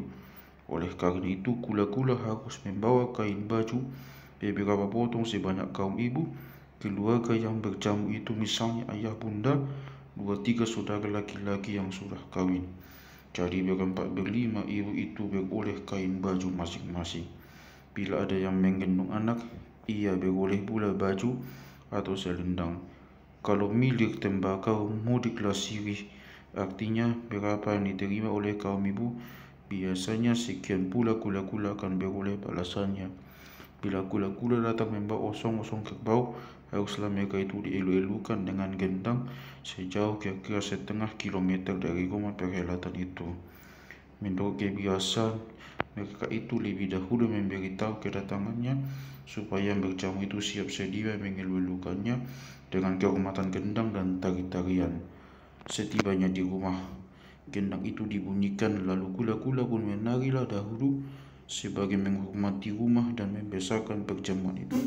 Dalam hal ini, orang tua-tua yang mempunyai rumah dan sanak saudaranya mengebeng merayap yang menari itu. Setelah habis menari, dipersilakanlah duduk dan bercakap-cakap sebentar, sementara menunggu waktu mengupa yang mempunyai rumah. Mengupa begini biasalah pada pagi hari jam 8 sampai jam 9, dan pesta menjamu tetamu pada tengah hari, sedang pagi hari hanyalah kaum keluarga. Kalau anak baru yang datang berosong-osong, tak usah dielu-elukan keluar rumah kampung dengan gendang. Pada waktu mereka sampai di pekarangan rumah, baharulah dipalu gendang. Pada menjelang akhir penjajahan, kalau ada raja yang dilantik, misalnya kepala kuria, kepala negeri, kepala kampung, pegawai lain-lain, biasa diadakan pesta sebagai perjamuan. Boleh tak menurut adat kebiasaan, tapi sudah teradat boleh menurunkan gendang pula. Terlebih-lebih waktu mengelu-elukan menerima beslit itu. Begitu sesudah ada sekolah dan datang pengaruh agama Islam dan Kristen, biasalah membuat pesta yang merupakan adat kebiasaan. 1 hari raja ulang tahun memperingati hari lahir anak. 1 hari raya ulang tahun memperingati hari lahir anak, ayah, ibu, apalagi kalau sampai berusia 50 tahun. Demikian pula ulang tahun perkawinan 25 tahun, 40 tahun, 50 tahun dan sebagainya. 2. Pesta menyurat anak di antara orang Islam. Kenduri meminta doa selamat pada hari yang ke-3, ke-7, ke-10, ke-100 dan sebagainya pada orang yang ditimpa musibah kemalangan kalau mampu. 3. Pesta memandikan anak oleh orang Kristen. Pada waktu pemuda-pemudi mengaku kepercayaannya, pertanggiangan upacara minta doa, meliput doa yang kematian selama 1, 2 atau 7 hari sesudah pemakaman seorang yang meninggal dunia. 4. Tahun baru, 1 Januari dan Lebaran, hari raya habis puasa, diambil kesempatan 1 hari sengaja untuk pertemuan istimewa sambil beria-ria sebagai perjamuan pula. 5. Masih teradat dalam beberapa daerah atau luar hal mengukal, yaitu memindahkan tulang rangka orang yang meninggal dunia yang dahulu rupanya dikuburkan dengan darurat pada satu tempat yang kurang hormat. Kemudian keturunan atau keluarganya merasa diperlakukan kurang sopan, tersinggung kemuliaannya, atau barulah keadaan mengizinkan timbul dalam sanubari mereka memindahkan jenazah yang meninggal itu. Dikalilah pekuburan yang lama, diambil tulang rangkanya lalu ditaruh ke dalam peti dan dimakamkan ke tempat yang pantas dan layak. Dalam hal ini diadakanlah perjamuan besar. Kebanyakan hal penguburan darurat terjadi dalam pengungsian atau dalam keadaan musafir. Salah yang kematian menangis, meratap dan bernudup Beda ratap ayah bunda terhadap anaknya yang patah pada kemudaannya. Lagi pula ratap suami yang ditinggal oleh istrinya, begitu pula ratap ibu yang ditinggalkan oleh lakinya. Pedih, sedih, pedih rasa hati mendengar ratap tangis apabila yang mati meninggalkan anak-anaknya yang masih kecil, yang berciak minyak sebagai anak ayam yang kehilangan induknya, apalagi kehilangan ibu. Apabila balik dari perkuburan, diadakanlah jamuan makan sebagai perceraian dengan yang meninggal itu. Kemudian para pelawat silih berganti mengucapkan kata turut berduka cita sambil mengaturkan hati sabar terhadap yang ditimpa kemalangan itu. Apabila ibu yang meninggal itu meninggalkan anak kecil di lampin setelah pulang dari kuburan, yang datang diberi makan jua. Sudah itu mengadakan upacara duka. Semua keluarga yang kematian menghadap kula-kula orang tua yang meninggal sambil mengeluarkan pakaian yang mati itu yang dibawanya dahulu. Lalu satu dua orang diantaranya menceritakan hal yang berpulang itu dengan memperlihatkan barang-barangnya. Karena sudahlah kepadaman api di dapur, mereka itu mengharap sudilah kula-kula memberi ganti gadisnya menyambung kasih mereka itu. Semua permintaan itu ditegaskan oleh sanak saudara dan disokong oleh anak burunya. Lalu dari pihak kula-kula pun menjawab dengan beriba-iba kalau ada di pihak mereka yang pantas gantinya, adik almarhum atau kakaknya terhadap anak bapa tua dan bapa mudanya, atau anak saudara almarhum itu, mereka itu akan memperkenankannya. Tapi biasanya mereka memberi atau tidak selalu dijawabnya, biarlah dahulu disimpan koper atau peti pakaian mendiang itu di sini. Kami sudah melihat kesetiaan kamu terhadap gadis kami. Kalau datang waktunya sepadan dengan suasana, kami akan memberi gadis kami gantinya. Kalau memang ada yang layak pada waktu itu dengan jangka pendek, katanya. Pintu kami selalu terbuka siang dan malam, baik pintu muka, baik pintu belakang. Kapan kamu datang meniliknya, kami siap sedia melayaninya, supaya ada yang membuka koper gadis kami itu kembali. Akan tetapi, kalau sekiranya tiada jodohnya, kami siap sedia pula mengaku gadis dari hutan yang lain sebagai gadis kami sendiri. Itulah sebabnya koper ini tinggal di sini dulu. Barang itu pada hakikatnya sudah kami terimalah. Kalau tak ada anak kecil yang harus dijaga, maka si janda menunggu sehingga kuburan marhum istrinya itu bertumbuh rumput sekurang-kurangnya barang 6 bulan baru kawin. Sungguh pedih rasa orang janda laki-laki, apalagi kalau sakit lebih sulit lagi. Lebih ringanlah penanggungan ibu janda daripada bapa janda, karena ibu itu boleh bergaul dengan menantu wanita dan laki-laki, dan atau bergaul dengan anak perempuan. Boleh berganti-ganti ditempatinya rumah anak laki-laki atau rumah anak perempuan. Pada masa kematian timbullah kembali sekalian kebaikan mendiang itu. Dusta pun diratapkan pula. Ada yang meratap berkata, hai kakak adik yang tercinta, yang selalu berkata manis, yang pandai menyambut kata dan sebagainya. Padahal waktu hidup acap kali benterokan dan berbenturan. 3. Memotong kerbau. Kalau yang kematian memotong kerbau dinamai marpagobanan, membawa sesuatu. Kata pepatah, air berhulu, berjanjang naik dan bertangga turun. Artinya, manusia di atas bumi berkelas-kelas atau yang kaya, ada yang kaya, ada yang miskin. Demikian pula hal pagobanan, tamsilannya membawa kerbau adalah beraturan, yakni membawa salah satu goto gobak, rata kepak, roto jauh, rata Jawa, roto payung, rata payung, dan roto gajah lumpat, rata gajah pelompat. 2 macam. Yang akhir ini tanah Melayu disebut panca diraja. Roto sama dengan rata, kereta atau kereta perang. 1.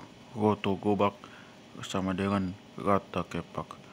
Adapun goto gobak biasa dipakai oleh orang kebanyakan yang belum pernah memikul kewajiban adat di kampung seperti adat memotong kerbau.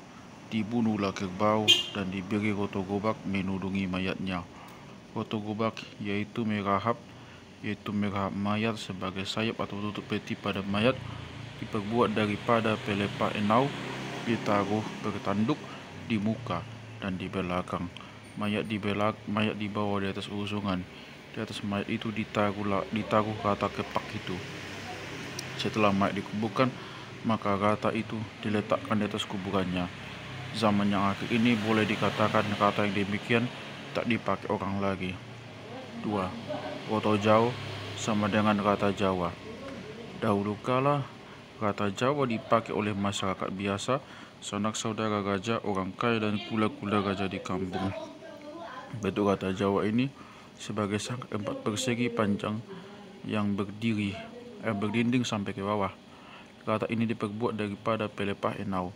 Biasanya kerbau lah dipotong, tetapi kalau banyak orang yang melawat ditambahi dengan seekor sapi. Rata ini dilekapkan kepada mayat di atas usungan sama sebagai rata kepak tahadi. Sehabis pemakaman, rata ini ditaruh di atas kuburan dan sekalian pakaian penyalutnya yang dari kain batak diambil kembali, kecuali daripada kain belacu dibiarkan terus. 3. Goto payung panca raja diraja. Goto payung adalah sebagai rumah bertiang dan beratap, diperbuat daripada buluh betung atau kayu bulat yang keras dan teguh. Perannya dari kayu bulat keras didirikan sebagai kubah atau gedung-gedung atau rumah gedung atau bentuk masjid. Keempat sunduknya itu bertemu di bubungan atau di puncaknya sehingga atapnya itu merupakan piramid. Di puncaknya ditaruh bendera merah putih. Atap dan dindingnya daripada kain belacu atau kain mentah atau kain yang kuning dilapis dengan kain batak dan kain cindai yang sesudah pemakaman diambil oleh yang empunya kembali. Rata ini didirikan di atas kuburan atau di sampingnya. 4. Gajah lumpat sama dengan gajah melompat, panca raja diraja. Adapun gajah lumpat ini sama dengan goto payung, hanya berbeda sedikit. Usungan rotan besar, panjangnya goto payung bertiang sebagai rumah 50 meter lebih yang diikatkan pada 2 tiang dan diulu ke belakang, sedang pengat pada tiang yang di belakang diulu ke muka. Pada gajah lumpat dipakai tiangnya ditaruhlah roda besar daripada kayu bulat, misal pohon kapuk atau kayu lain sependek manusia seperti kayu kimpal, lalu diikat tiang-tiangnya dengan semambu sebagai pada goto payung tadi. Pakaian goto payung dan gajah lumpat sama saja. Di pinggir kampung dahulu biasalah ditanam orang pohon beringin. Bila patah salah satu cabangnya, orang percaya alamat akan ada yang wafat di dalam istana raja atau sanak saudaranya. Apabila raja berpulang atau ayahanda atau salah satu dari tampuk negeri itu, terus langsung semua keluarga berpakat bagaimana akan diperbuat. Diturunkanlah tawak-tawak, digantungkan di samping rumah, lalu dipalulah. Demikian pula gordang, lela, serta bedil diletuskan beberapa kali. Alamat ada pihak raja yang meninggal dalam negeri. Bila yang meninggal harus memakai goto payung atau gajah lumpat, maka yang menangis meratap, terus menangis dan meratap. Lalu diutuslah beberapa orang yang memaklumkan musibah itu ke negeri kampung yang dekat dan yang jauh. Pada waktu itu juga kerbau untuk dipotong, sayur mayur, rempah-rempah dan sebagainya disediakan. Orang banyak menyediakan sesuatunya menurut tugasnya. Ada yang meminjam alat dapur, ada yang bermasak-masak, ada yang menggali kuburan. Masing-masing bekerja memenuhi kewajiban tugasnya menurut adat. Mengumpul kain-kain kebesaran, memasang bendera, tonggol-tonggol merah putih, lipan-lipan, cindai jantan, bendera sekelat ainal banat, bendera kuning, cokelat dan sebagainya. Ada yang mencari rebung dan pohon pepaya dan lain-lain. Ada lagi meramu dan mendirikan goto payung dan atau gajah lumpat dan lain-lain. Ada pepatah, dalam suka tampaklah sering retak bersaudara, tapi dalam duka semua berpadu mesra, hidup rukun, hilang perselisihan, semua cedera disisikan. Itulah suatu adat yang harus dipuji, dihargai di antara orang Batak. Kawin adalah suatu bara di muka apabila mayat tidak diurus dengan selayaknya.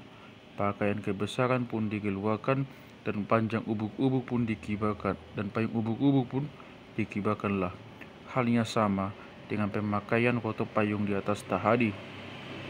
Sebelum datang orang Belanda menjajah tanah Batak, bila sekiranya makanan tidak mencukupi oleh karena banyak orang melawat datang dan keperluan mayat belum lengkap, berpakatlah ahli waris pemakaman ditangguhkan.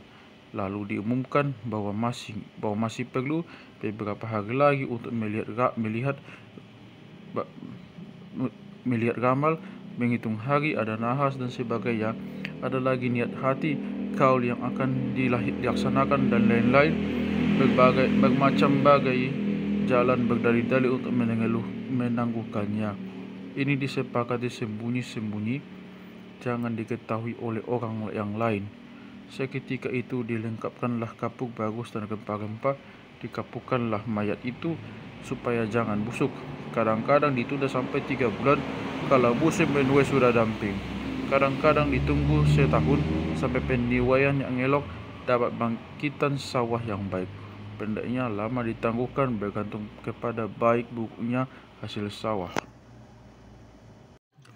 Setelah lengkap dan cukup semua, kerbau, pakaian, bendera, dan ratanya, maka pada waktu matahari naik, disitulah mayat diturunkan dari rumah dengan diiringi oleh letusan lela dan bunyi gordang.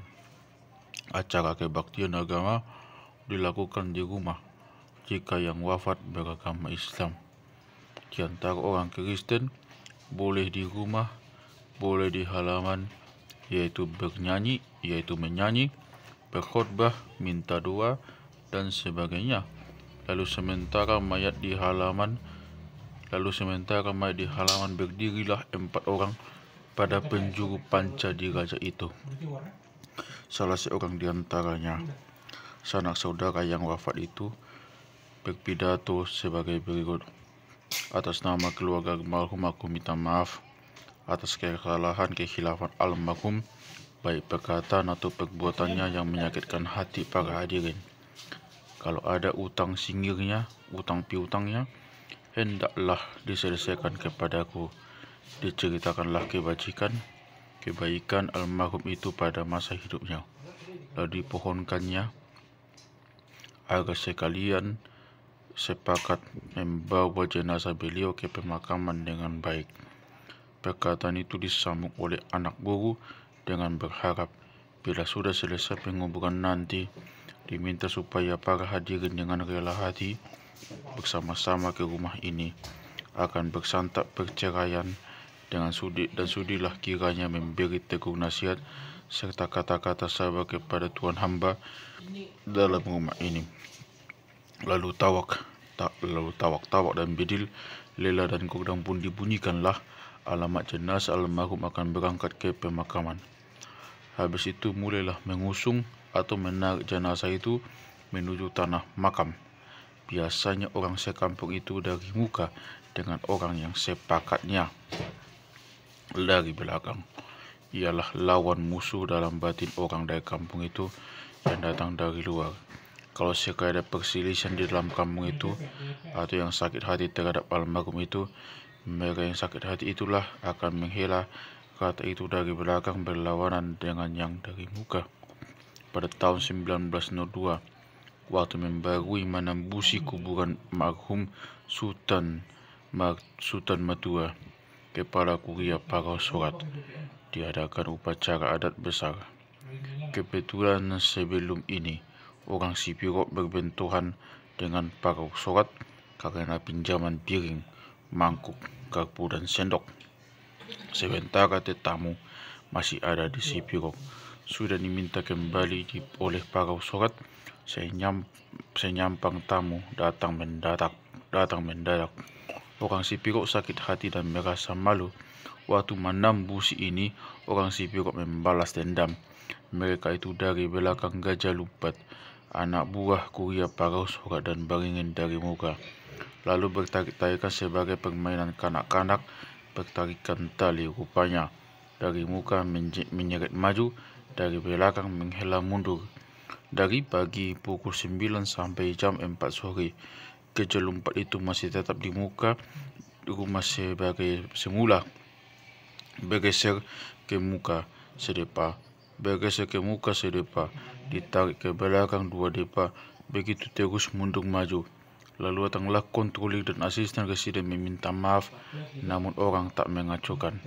Kemudian datanglah Pesesuts, pendeta yang sudah tua, lebih 40 tahun bekerja di Bunga Bondar, meminta dengan lembut, saya harap supaya pertikaian disudahkanlah, agar lekaslah kita makan, saya sendiri sudah lemas karena kelaparan. Memang ia seorang ahli damai dan yang dicinta oleh orang. Lalu sepakatlah membawa mayat ke makam. Begitu sering kali peristiwa dalam membawa roto payung atau Gajah Lumpat ke pemakaman. Jelas tampak bahwa dalam musibah istana keluarlah semua alat kerajaan dan kebesaran negara. Semua pakaian kebesaran keluarlah dipakai oleh kundangan pedang di atas roto payung atau Gajah Lumpat. Payung dan songsong ubur-ubur dikembangkan di samping rumah. Kain batak, cindai betina, cindai jantan dilapiskan di atas atap rata dan dipakai oleh kundangan. Kain kebesaran diletakkan dekat mayat selagi di rumah karena biaya semua amat banyak dan berat, tak terpikul oleh yang empunya kemalangan semuanya. Itulah sebabnya masing-masing pelawat membawa turunan derma.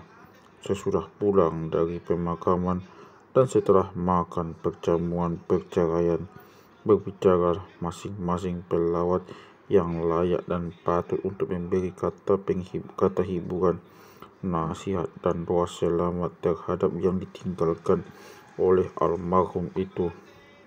Ucapan itu dibalas oleh yang bersangkutan dengan ucapan terima kasih atas bantuan sumbangan, baik secara tenaga, baik secara bahan-bahan yang diberi oleh raja-raja, kula-kula, kawan dari dalam dan dari luar. Orang kebanyakan pun masing-masing pulang sesudah memberi salaman, pergi ke rumahnya. Pihak sanak saudara dan kaum keluarga yang damping masih tinggal. Pada malamnya dibagilah tok-tok, yaitu daging pulang yang diasingkan untuk keluarga yang kematian.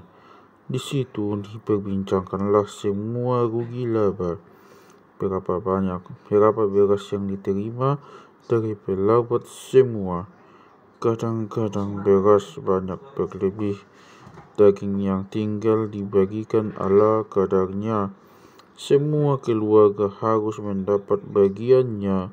Semua belanja dihitung. Biasalah dibagi 3 yang dibelanjakan itu. Sepertiga sumbangan anak boru, sisanya sepertiga untuk sanak saudara, dan yang tinggal bagi surut si habolonan yang bersangkutan, yakni sepertiga dari 2/3 bagian, sama dengan 2/9 bagi sanak saudara dan 1/9 bagi yang kematian. Dari pembagian ini nampak rasa gotong royong, kesatuan dan persekutuan antara berkeluarga. Di sini nyata bahwa kata mufakat yang menjadi kuat. Kalau keadaan suhut si habolonan kurang dan diantara sanak saudara kurang berada, sedang diantara anak boru banyak yang kaya, bolehlah berpakat, hanya diberitahu kerugian. Lalu suhut yang kematian meminta kebaikan hati anak buruh. Dalam suasana begini, sering lebih banyak sumbangan anak buruh dengan sendirinya meminta supaya disungsangkan daun tempat makanan.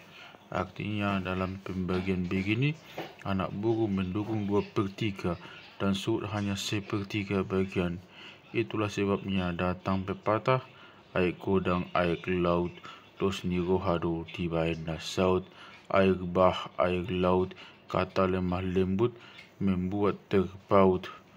Perkataan dan perbuatan yang lemah lembut membuka pintu hati sanubari.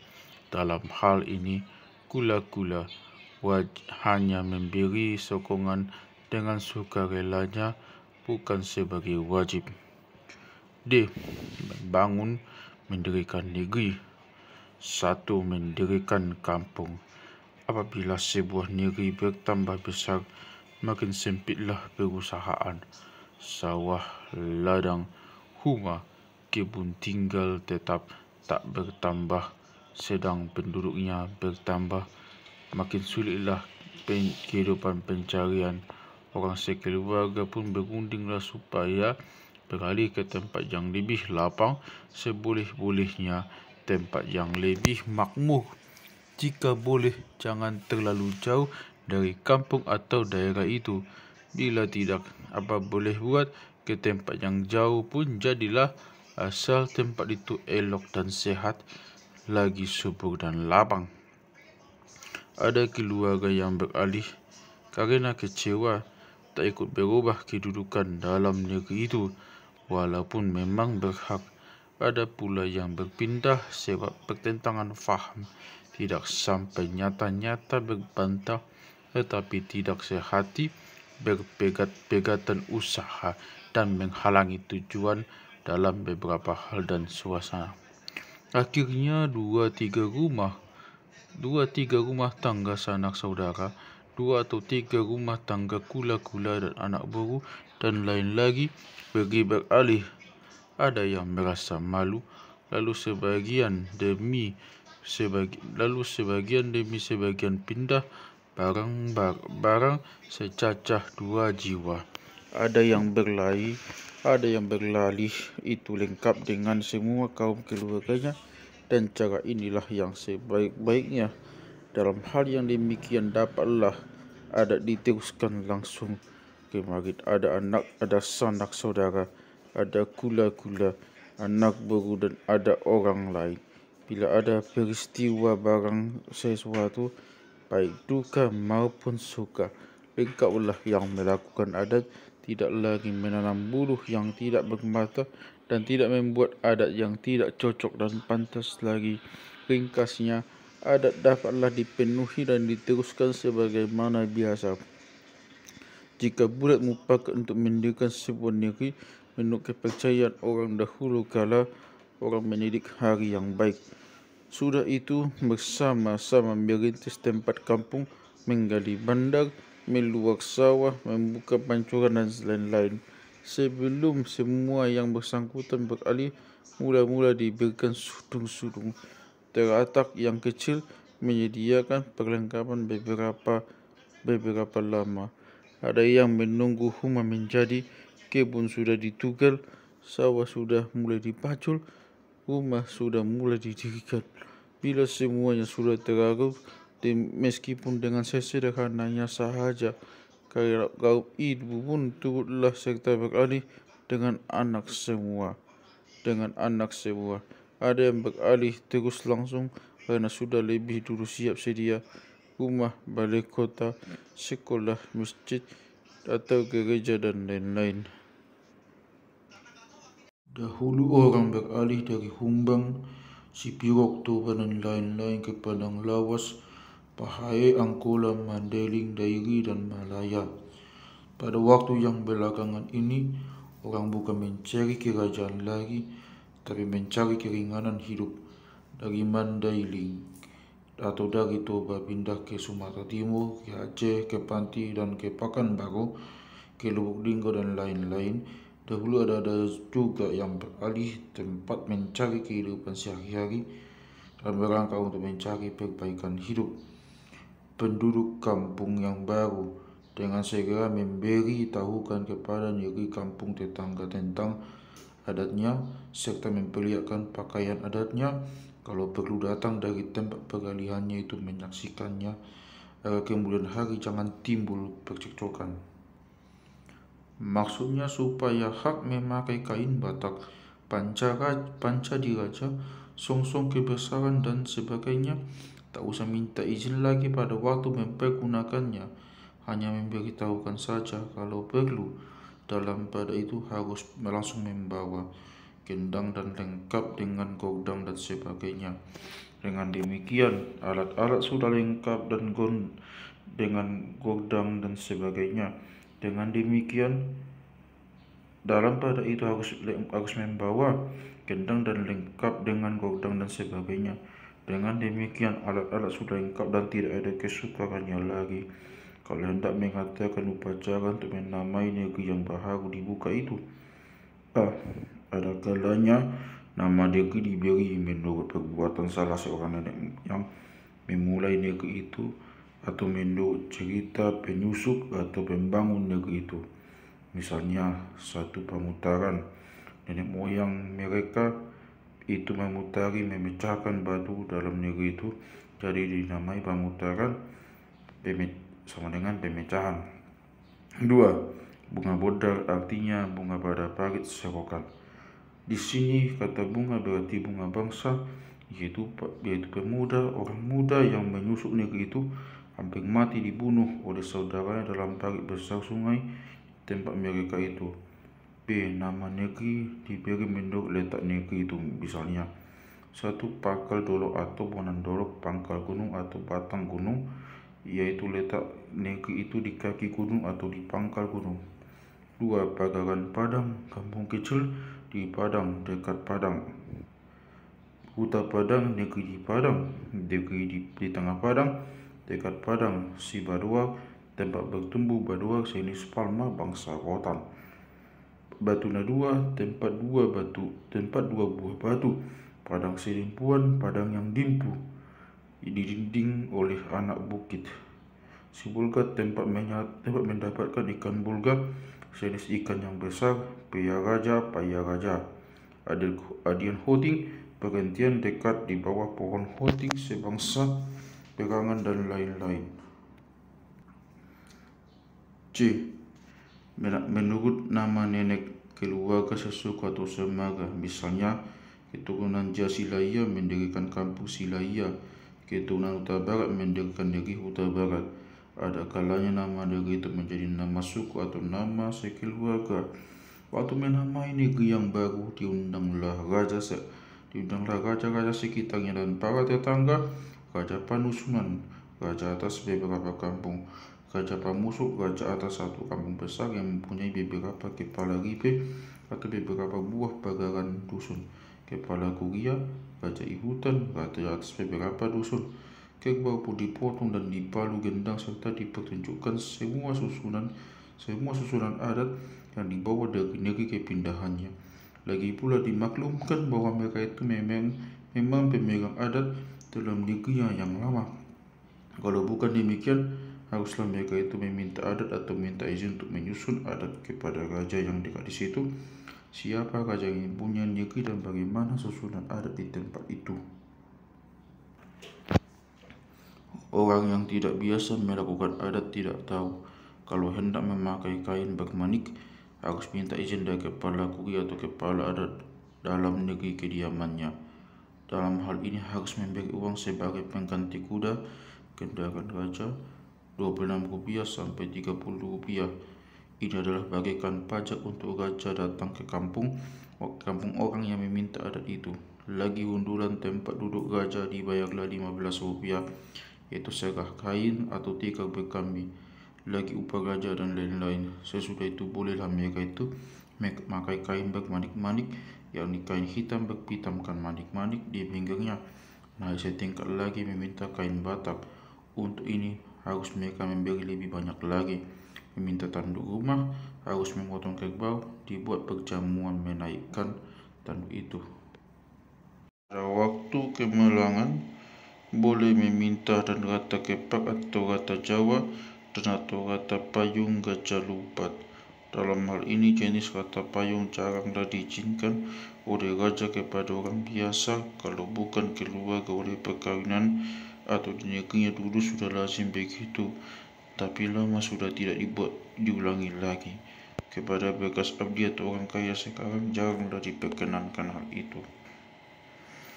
Apabila orang yang tak pernah berjamu mahkota, kalau hendak membuat perjamuan, diharuskan meminta persetujuan raja dalam negeri dengan menyembelih 7 ekor kerbau. Pada masa yang akhir ini padalah jika 2 atau 3 ekor sudah diizinkan. Semua perihal harus terjadi sesuai dengan peraturannya. Raja adat pun dalam sesuatu negeri bukannya ia memegang kekuasaan, tapi semua keluarga di dalam kampung. Jadi jelas bahwa pemerintahan dalam negeri Batak ialah secara demokrasi. Raja dalam negeri langsung pula menjadi ketua dalam rapat negara. Semua yang ikut mendirikan negeri itu dinamai raja-raja. Tempat memberi gadisnya ialah anak boru, disebut pula bayu-bayu atau orang kaya. Orang kaya besar ialah ketua anak boru, bayu-bayu nagodang. Tempat pengambilan istri oleh raja dinamai kula atau hula mora. Tetapi anak boru memberi gadisnya pisau raut atau pisang raut, maknanya pisau yang tajam sebagai senjata raut, rotan, mayang enau dan sebagainya. Jadi negeri kampung sekurang-kurangnya terdiri dari 3 golongan keluarga, yaitu raja, anak boru dan kula-kula. Itulah yang dinamai Dalihan Natulu 3 tungku. Akan tetapi kecuali daripada 3 tungku, harus ada orang banyak atau rakyat biasa, situan atau tuan-tuan yang banyak. Dahulu negeri terjadi dari 4 golongan, yakni raja dan sekalian 1 raja dan sekalian raja-raja keluarga raja, 2 kula-kula dan seluruh saudara sanak kula-kula dan semua sanak saudaranya, 3 anak boru dengan sekalian sanak saudaranya, 4 orang banyak selain dari yang pada 3 golongan di atas. Dari tiap golongan dipilih pula yang akan menjadi anggota rapat kerajaan. Makin besar negeri, makin banyak ahli rapat atau anggota rapat. Biasanya 5 orang, yakni raja, seorang keluarga raja, seorang kula, seorang dari anak boru dan seorang dari orang banyak. Kalau negeri besar sampai 7 anggotanya, disebut raja napitu. Orang yang 5 atau yang 7 inilah yang menjadi panitia atau rapat atau dewan dalam negeri demokrat dahulu. Inilah kawan raja pamusuk menyelesaikan hukum adat dalam negara, umpama merundingkan gadis kawin, membesarkan perjamuan, menyaksikan kerbau dipotong dalam perjamuan supaya dibagi menurut aturannya. Semua berjalan dengan peraturan yang baik, bukannya kepala kampung saja yang membereskan itu. Pada pembagian daging, hadirlah raja atau wakilnya dan pihak penjamu untuk menghindarkan jangan ada korup dan penipuan. Diperiksa daging untuk orang sekampung, daging untuk dimasak digulai, daging untuk penjamu jahut mulak sama dengan daging kembali, dan daging bagian raja. Tak boleh tidak harus ada daging tok-tok untuk penduduk dan bagian pemotong sendiri, karena pada waktu berpakat malam, anggota hewan yang disembelih itu harus diperlihatkan di hadapan hadirin. 2. Menasbihkan rumah. Memasuki rumah baru. Sebenarnya memasuki rumah lebih dahulu daripada memulai negeri, tapi sebab memulai negeri kebanyakan kali didirikan pondok, teratak atau surung-surung baru, kemudian kesempatan yang lapang untuk mendirikan rumah yang lebih besar dan cocok dengan masanya dan lagi lebih elok. Kalau nasib orang yang baru kawin atau membuka negeri mujur, sawah berhasil baik, kebun memberi hasil yang diharapkan, perusahaan berjalan lancar, ternak pun berbiak, ringkasnya rezekinya bagus. Apalagi banyak uang yang disimpan, yaitu dari hasil pencarian daripada kopi, kelapa dan sebagainya, atau getah karet, getah perca dan lain-lain. Pada suatu waktu orang pun berbakatlah atau mendirikan rumah. Ada di antaranya yang memulai kampung mujur, rezeki berniaga atau usaha lain pun berhasil baik sehingga mujur. Anak makin besar dan oleh karena teratak yang didirikannya tadi terlampau kecil, timbullah dalam niatnya membarui sudung-sudungnya terataknya itu, lalu diadakannya perundingan mendirikan rumah. Rupa-rupalah sebab musababnya mendirikan rumah. Ada sebab orang berniat, ada yang menggenapi permintaan anak-anaknya, ada pula yang lain sebabnya. Dulu kala ada semacam saja berbentuk atau toko rumah orang Batak, yaitu Sopo Batak, rumah Batak. Rumah yang berkolong tinggi, bertanduk, menaruh tutup, tergantung di bawah tanduk, di muka dan di belakang. Rumah yang demikian ialah rumah adat. Sebab itu harus dimafakatkan mendirikannya, yakni suhud. Yang punya pekerjaan itu mengundang makan. Pada waktu itulah menyatakannya isi hatinya. Kemudian melihat hari yang baik, sama-sama pergi ke hutan, meramu kayu umpama tiang besar, tiang penjuru dan sebagainya. Demikianlah sama-sama bergotong royong sampai lengkap semuanya. Pada masa yang akhir ini, yang bersangkutan membeli kayu ramuan rumah, dikumpulkannya dekat perumahan yang akan didirikan.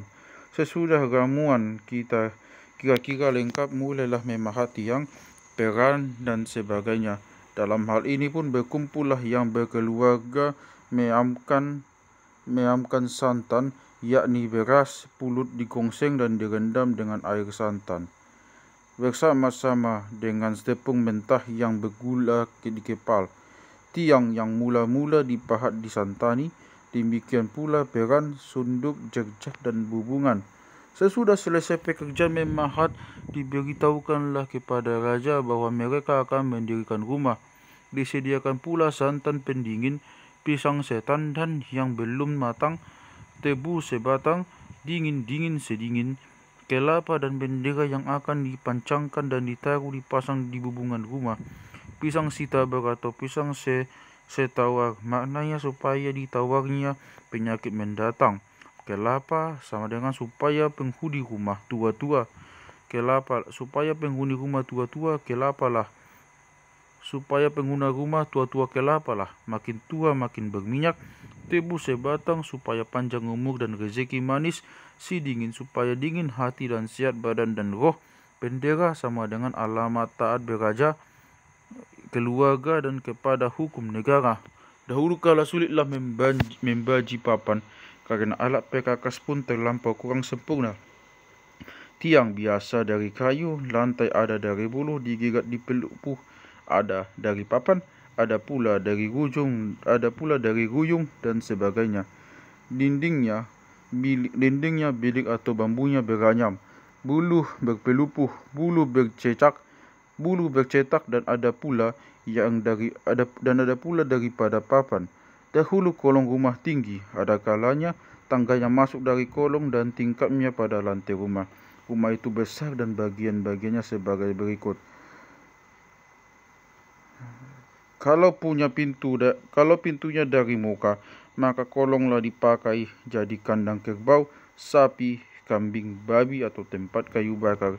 Biasa pula dinding rumah itu sepanjang rumah daripada satu papan yang lebar dan tebal serta berukir lukisan. Di atasnya papan yang biasa atau buluh pelupuh. Di atas dinding dan dari muka tergantung penutup angin, dan dari belakang abung-abung bongari namanya, Di bagian selatan hanya memakai kolong tempat kayu bakar atau kandang ayam yang dibersihkan selalu. Rumah dahulu kala, atapnya bertanduk dan jendelanya kecil, tingkap namanya. Jadi hawa udara kurang dan tidak terang di dalam, sinar terlampau sedikit masuk. Kamar atau bilik pun zaman kuno sedikit benar. Rumah bertanduk adalah tanda rumah raja atau balai kota, rumah orang bangsawan dan keluarga yang berada pada zaman akhir ini. Istana raja sekalipun sudah cara gedung berhubungan pendek atau keempat sudutnya bertemu pada hubungannya. Kini rumah cara Eropa sudah hanya balai yang tetap bentuknya. Memasuki rumah atau membangun rumah ialah suatu perjamuan besar dalam masyarakat Batak, sama pentingnya dengan perjamuan anak lahir dan perkawinan. Karena semua hal itu hampir sama atau sejoli, tak perlu diperpanjang lagi, sudah jelaskan lebih dahulu. Hukum dan kebiasaan. Dalam sesuatu negeri atau negara yang sudah cerdas adalah berlaku hukum atau aturan hidup manusia, yaitu adat yang umum atau kebiasaan yang diakui sah oleh negara itu, yakni yang telah disahkan oleh umum. Dalam negara yang sudah tinggi derajat dan kecerdasannya, hukum dan kebiasaannya itu ditulis atau ditetapkan dalam kitab hukum, sedang di tengah bangsa yang lain yang lebih rendah, kecerdasannya hanya berpegang pada kebiasaan sahaja, baik mengenai garis hidup ataupun peradaban. Demikian halnya suku Batak. Sesungguhnya adat kebiasaan orang Batak sudah ada yang dituliskan, tetapi sayang belum merata di tengah masyarakat bangsa Batak. Berikut akan dikemukakan adat, pantangan dan larangan yang dihormati oleh umum dalam garis besarnya, lain daripada yang sudah disinggung-singgung dalam banyak hal yang terdahulu. Rumah tangga. Ayah bunda terhadap anak-anaknya. Ayah bunda selamanya boleh dan wajiblah menyebut anak kecil nama anaknya sampai tua. Gili rasanya apabila orang tua tidak berbuat demikian. Jadi orang tua dihormati anak-anaknya selama hidupnya.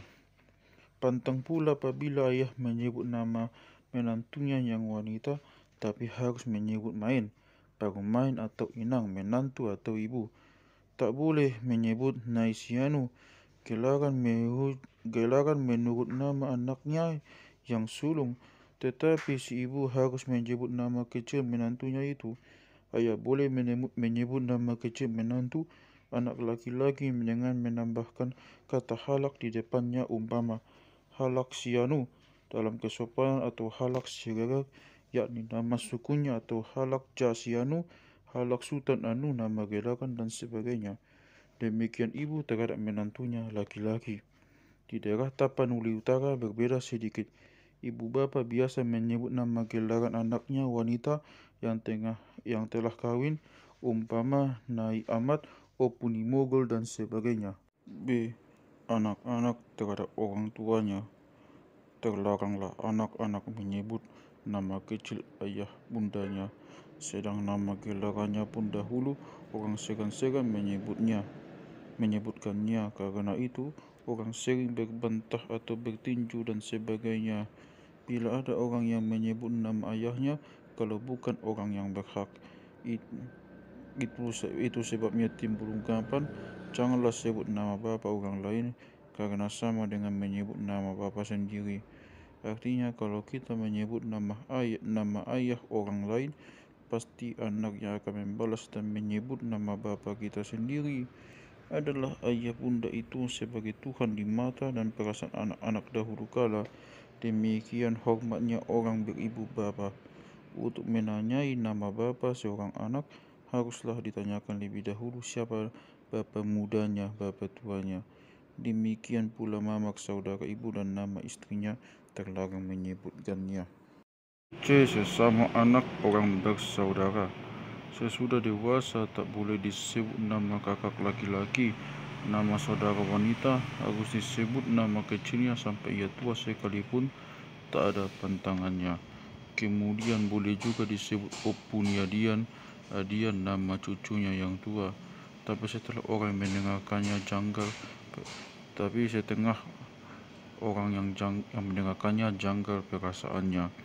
Nama kakak atau saudara harus disebut gelarannya, misalnya Jamarindun, Sultan, Malaun, Oputela, dan sebagainya. Atau dalam nama jabatannya, guru, mantari. Tapi wanita harus selamanya menyebut nama kecil saudaranya laki-laki, baik kakak atau adiknya, terlarang menyebut gelarannya, kecuali dengan gelaran menurut nama cucunya yang sulung, umpama Opuni Gading, Nenek Gading. Di Tapanuli Utara berlainan sedikit. Di sana orang boleh menyebut nama gelaran saudaranya wanita yang sudah kawin, umpamanya Nai Ahmad, Opuni Mulia, dan sebagainya. D. Ipar terhadap ipar dan besan. Saya, adik atau kakak saya terhadap saudara istri kami biasanya beripar marlae tunggane. Pantanglah kami menyebut nama ipar itu, terlebih-lebih pula nama istri ipar itu. Ada orang mengatakan kena kutuk bila menyebut nama bayu ipar padi. Kena kutuk bila menyebut nama bayu ipar. Padi akan kosong. Hebat benar. Istri kami wajib menyebut nama kecil ipar kami itu dan gelaran istrinya, umpama Nai Muda. Muda nama anak sulungnya. Sekali-sekali terizin kepada istri kami menyebut nama kecilnya itu bila yang menyebut itu lebih tua. Sama halnya dengan kami yang bersaudara terhadap anak dan menantu saudara laki ibu kami, anak mama kami. Hal berbesan pun demikian juga, setiap anak kedua belah pihak kawin mengawini, jadi halnya sebagai beripar tahadi pula. Terhadap mamang boru dan namboru, tulang dan tulang. Saudara ayah bila wanita disebut namboru, lakinya itu disebut mamang boru, sedang saudara ibu yang laki-laki disebut tulang dan istrinya dan tulang. Kekeluargaan itu damping, rapat, dekat. Amang boru sama dengan bapa dari pihak boru, bapa dari pihak boru, gadis kita, dan tulang sama dengan inang tulang atau ibu dari pihak tulang saudara ibu. Tulang asalnya aman tulang dipendekkan tulang, artinya bapa dari pihak ibu. Pada beberapa tempat disebut tulang datuk besar yang dihormati, dan namboru karena sama halnya seperti nama ayah bunda sendiri. F. Larangan di antara keluarga. Terang tentang menyebut nama ibu bapa, amang boru, namboru, tulang dan tulang bayu, istri tunggane, saudara istri kita atau lain daripada suami, dan lagi tunggane hula dongan dan bayu hula dongan, yaitu tunggane dan istrinya daripada tunggane kita kandung. Terlarang kawin di antara orang yang semarga, sanak saudara bapa yang jauh dan dekat, dengan pemudi dari pihak namboru atau wanita dengan anak tulangnya. Terlarang beromong yang agak membeka dengan saudara wanita atau sebaliknya, sedang beromong berdua sahaja serasa segan, harus selamanya sopan santun sekali. Dengan itu atau iboto, saudara perempuan tegah bertandang atau saudara wanita sepupu ayah. Peringatan. Di bagian Tapanuli Utara itu atau saudara laki-laki kepada wanita atau saudara wanita kepada pria. Di Tapanuli Selatan disebut bujing, yakni nama panggilan kepada pemudi oleh pria dalam bertandang, atau nama panggilan oleh wanita kepada laki-laki, atau nama panggilan bagi orang yang tidak berkenalan baik kepada wanita oleh pria dan sebaliknya. G. Pelanggaran pelangkahan. Di mana aturan ada, di situ pelangkahan pun ada. Di mana ada peraturan, di situ pun ada pelanggaran. Di mana ada tegah atau larangan, di situ ada penyanggahan. Bagaimanapun baik adat dan kebiasaan rumah tangga tadi, ada jua yang melanggar pelarangan itu diberi hukuman menurut perasaan pengalaman umum di dalam suatu negeri. 1. Dahulu kala ada seorang bapa yang tidak mengindahkan pendidikan dan tata hidup anak-anaknya. Lalu bapa itu disebut dengan kata ucehan, parajikon halak, Artinya bapa tadi dimisalkan sebagai anjing jantan yang tidak menghiraukan anaknya. Kalau anak-anak tidak menghormati ayah bundanya disebut anak jayatonan, anak kutuk jahanam atau anak kutuk yang tidak ada ampunnya. Sebab itu orang mengharapkan orang tua sayur matua bulung hidup sebagai kelapa habis daunnya bertumbuh. Hidup sebagai kelapa sampai habis daunnya bertumbuh. Dan anak pun diharap paulak mama membalas budi, memulangkan makanan yang disuapkan dikunyahkan oleh ayah bundanya kepadanya di masa kecilnya. 2. Pelanggaran susila pun dihukum berat. Apabila ayah melanggar susila terhadap anak atau menantunya, orang itu dimusnahkan karena dianggap tabang nasoma guna, bibit yang tak berguna. Demikian anak yang melangkahi susila terhadap ibu tiri, gundi ayah dan saudara wanita ataupun istri saudaranya sama halnya dengan pelanggaran tadi, dan hukumannya pun samalah. Diizinkan bahkan sebagai keharusan mengambil istri dari putri tulang mamak, itulah yang halal, atau dari sanak saudara tulang itu. Tertegah mengambil bini dari anak boru, yakni putri dan boru saudara ayah yang perempuan. Jika terjadi hal ini, harus menampak tutur, merombak susunan kekeluargaan dengan denda, memotong kerbau seekor, meminta ampun dengan memberi makan sekeluarga dan atau sekampung. 2. Kampung atau negeri. Kampung atau negeri terjadi dari beberapa buah rumah tangga pada sebuah bidang tempat. Sungguh pun pergaulan atau pemerintahan secara demokrasi adalah manusia itu berkelas tak sama halnya, karena berlainan akhlak dan pribadinya tidak sama kepandaian, kesabaran, kekayaannya, dan sebagainya.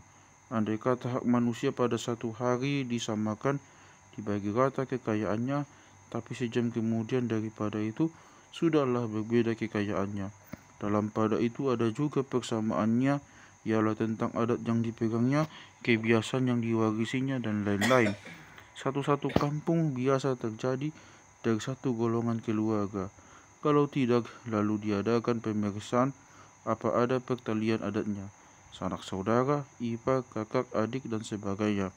Jadi yang biasa diselidiki ialah hubungan kekeluargaan, amang, bapa, anak, akang, kakak atau kakang, uda, bapa muda, aman tua, bapa tua, dan lain-lain.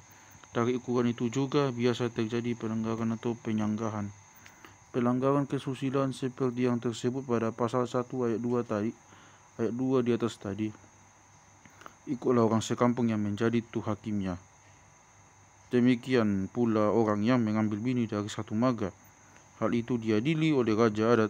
Bila perkawinan yang demikian sudah lama berlangsung, bak jagung yang ditanam sudah tumbuh, maka perkawinan tak boleh lagi dibatalkan. Tetapi orang itu dikeluarkan dari adat, ada kalanya diusirlah dari kampung, supaya tidak menjadi contoh yang jelek dan kotor, karena masyarakat tak suka berkampung dengan orang yang melanggar adat. Terlarang mandi kepancuran wanita. Sebab itu dalam tiap-tiap negeri selalu terasing pemandian pancuran bagi kaum wanita dari kaum laki-laki. Karena itulah tanah Batak disebut tapanuli, atau katanya tapian nauli, air pancuran yang elok, bagus, permai, cantik, rancak. Bila ada pancuran di luar kampung yang agak jauh, boleh dipergunakan umum. Dalam hal ini, tiap orang hendak mandi ke situ harus lebih dahulu merbau, berseru dahulu sebelum pergi ke pancuran itu, supaya jangan malu kesipu-sipuan bila ada yang mandi di situ. Tentang pencurian, ada juga yang enteng atau ringan, ada yang berat, ada pepatah, samalah pencuri jarum dengan pencuri kerbau. Ini bergantung kepada suasananya. Apabila orang yang berada mencuri jarum boleh sama berat hukumannya dengan mencuri kerbau, sebab orang itu mencuri bukan oleh terpaksa, hanya semata-mata dari kejahatannya. Malahan lebih beratlah pencurian jarum daripada pencuri kerbau kalau dipandang dari sudut yang empunya. Orang miskin yang berpencarian menjahit, kalau dicuri jarumnya itu kena bencana. Orang kaya yang kecurian kerbau tidak akan kesulitan oleh kerbau itu.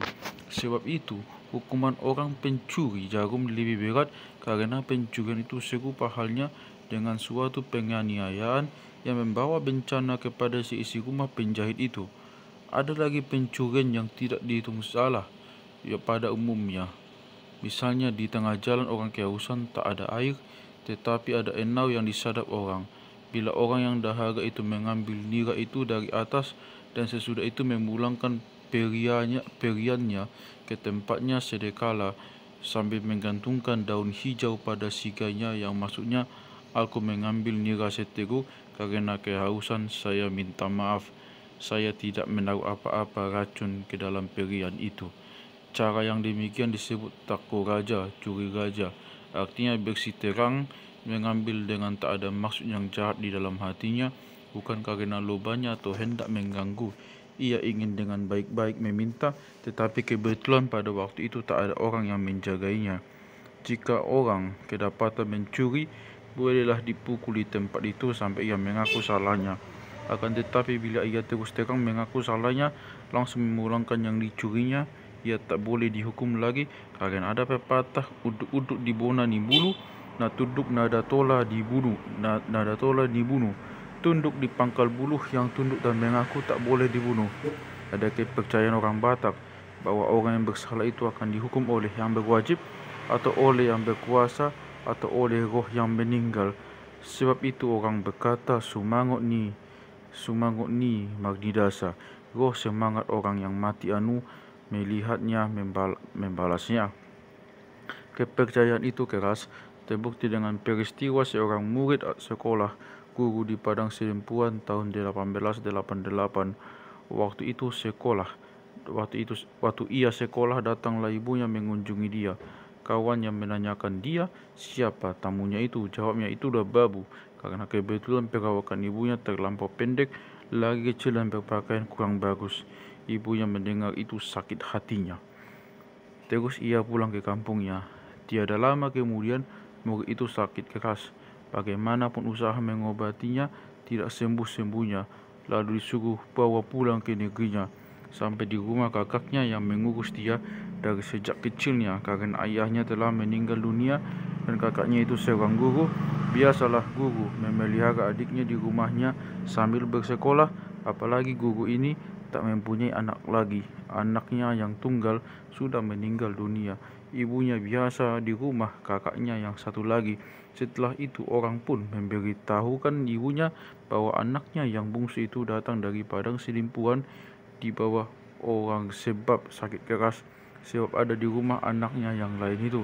Tetapi si ibu itu tak acuh, ia diam saja sebab sakitnya.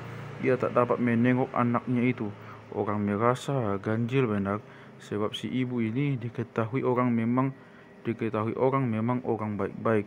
Lalu orang mengusut hal itu, barulah ketahuan hal kesalahan pemuda itu. Ia tidak menghormati bundanya. Orang menasihatkannya akan memohonkan ampun atas kesalahannya itu dengan menyuguhkan burang sarano, mengunjukkan siri selengkapnya seraya memohon ampun atas kesalahan itu. Demi ia menyampaikan permohonan itu serta pulang ke rumah, sembuhlah penyakitnya. Setelah itu ia amat mengasihi bundanya sehingga hidupnya selamat dan bahagia sampai ia berumur kurang lebih 88 tahun. Di dalam kampungnya itu timbullah pemeo, malu marida songon sianu, malu beribu seperti sianu. Sampai sekarang orang akan mengenal pameo itu dan menasihati anak-anak dengan menyebut, janganlah engkau seperti sianu, malu beribu. Makin percaya orang akan kesaktian ayah bunda karena selagi hidup sudah demikian kiparatnya, apalagi sesudah mati. Jadi orang percaya akan semangat roh orang tua-tua. Satu peristiwa yang lain pula. Dalam sebuah negeri ada seorang guru mempunyai 5 anak laki-laki, 5 orang laki-laki dan 3 orang wanita. Hidupnya boleh dikatakan senang. Tapi sesudah anak-anaknya dewasa, lalu si bapa bertengkar dengan istrinya. Semua anaknya itu berpihak kepada ibunya, lalu mereka menghantam si bapa sampai pingsan. Setelah ia siuman, ia pun keluarlah dari rumahnya sambil ditamparnya lah pintu rumah itu dari luar, dikutukinya semua anaknya. Sejak itu semua keturunannya kena tulah. Orang kampung itu mengumpamakan hal itu sampai sekarang. Orang yang kaya, terpelajar dan tenar jadi celaka. 3. Warisan. Orang Batak tergolong kepada bangsa patriarkat, yakni anak laki-laki yang mewarisi pusaka dan harta benda ayahnya. Dari pihak pria lah yang dihisapkan keturunan orang tua. Sedangkan wanita justru kawin dan pergi ke rumah orang lain. Keturunan laki-laki menyebut dirinya sekutu atau semaga dengan bapaknya, bukan dengan ibunya. Dalam perkawinan pun tampak 1. Wanita diambil daripada orang tuanya, lalu diberi oleh pihak laki-laki atau lakinya boli atau emas kawin itu. Itu sebabnya bila suami istri berbantah, lalu kata pihak laki-laki, engkau sudah dijual kepada orang lain dan dijual oleh saudaramu, atau engkau telah dibeli, dan dari pihak saudaranya, engkau telah dijual kepada suku lain. Seruan yang semacam itu boleh dikatakan tidak ada lagi sesudah agama Islam dan Kristen masuk. Kini kalau ada suami yang mengancam istrinya dengan ucapan demikian, bila istrinya mengadu, suaminya dikenakan hukuman adat. 2. Laki-laki disebut panguli.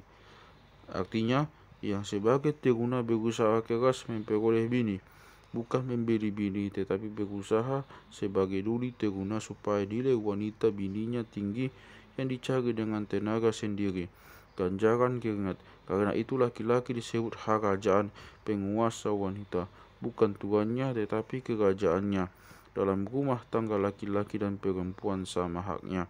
Laki bini sama kuasanya, tetapi prialah sebagai kepala ke dalam dan keluar rumahnya. Wanitalah yang tahu menau adat dalam rumah tangga terhadap kawan sekampung dan jamu yang ada atau yang datang. Kalau muka wanita jernih menerima tetamu, itulah rumah tangga yang sopan santun. Tetapi kalau mukanya masam diketai orang lah. Dalam rumah tangga, siasat wanita lah yang amat diperlukan. Jika kita simpulkan, wanita disebut dijual agar ia jangan berlaku congkak kelak. Demikian juga laki disebut kepala rumah terhadap dunia di luar rumah, tetapi adalah ia anak buah wanita di dalam banyak hal. Wajiblah saling menghormati, saling mengasihi dan hidup rukun. Disitulah letaknya adat Batak itu amat mulia dan teguh. Terbukti pada ajaran menjunjung mas kawin, adat harus digenapi, besar kecil harus dipenuhi menurut aturan dan ukurannya. Dalam pada itu, sungguh pun anak laki-laki yang mewarisi, tapi anak wanita boleh dianggap sudah beroleh warisan pula. Semasa hidup orang tuanya, dialah yang agak sering kali beroleh kain apabila anaknya lahir, beroleh selendang penggendong anaknya. Waktu kain beroleh perkakas dapur secukupnya. Tiap-tiap kali ia datang mebat melawat membawa nasi sekepal dan lauk pauknya, ia selalu beroleh barang pakaian dari ayahnya. Lain daripada itu, tidaklah terlarang ayah bunda memberikan sawah kebun ladang kepada anak wanita yang pemberiannya itu disebut abid nasora buruk, kain yang tak jemah buruk. Harta itu tak boleh diambil atau digugat oleh saudaranya pria. Karena itulah ada pepatah yang berbunyi, anak kematian baru hanguluan. Arti sebenarnya anak laki-laki tempat mati, anak perempuan tempat hidup. Menganut kiasan bahwa urusan hari tua dan mati, orang tua adalah tanggung jawab anak laki-laki sampai kepada warisan utang piutang, tetapi anak perempuan berusaha selama hidupnya meliput orang tuanya. Siasatnya besar terutama tentang hidup orang tuanya sehari-hari. Tampaklah adat Batak itu bagus sekali, karena maksudnya ialah mempererat tali ikatan antara orang yang bersaudara dan berkaum keluarga. Harta peninggalan bunda itu biasanya anak yang sulung dan yang bungsu beroleh lebih banyak daripada saudaranya yang lain. Akan tetapi hal itu boleh juga diubah menurut persetujuan antara bersaudara. Biasalah dalam waktu membagi barisan, hadir kula-kula dan anak boru sebagai wasit pembagi dan pengantara di tengah-tengah yang bersaudara.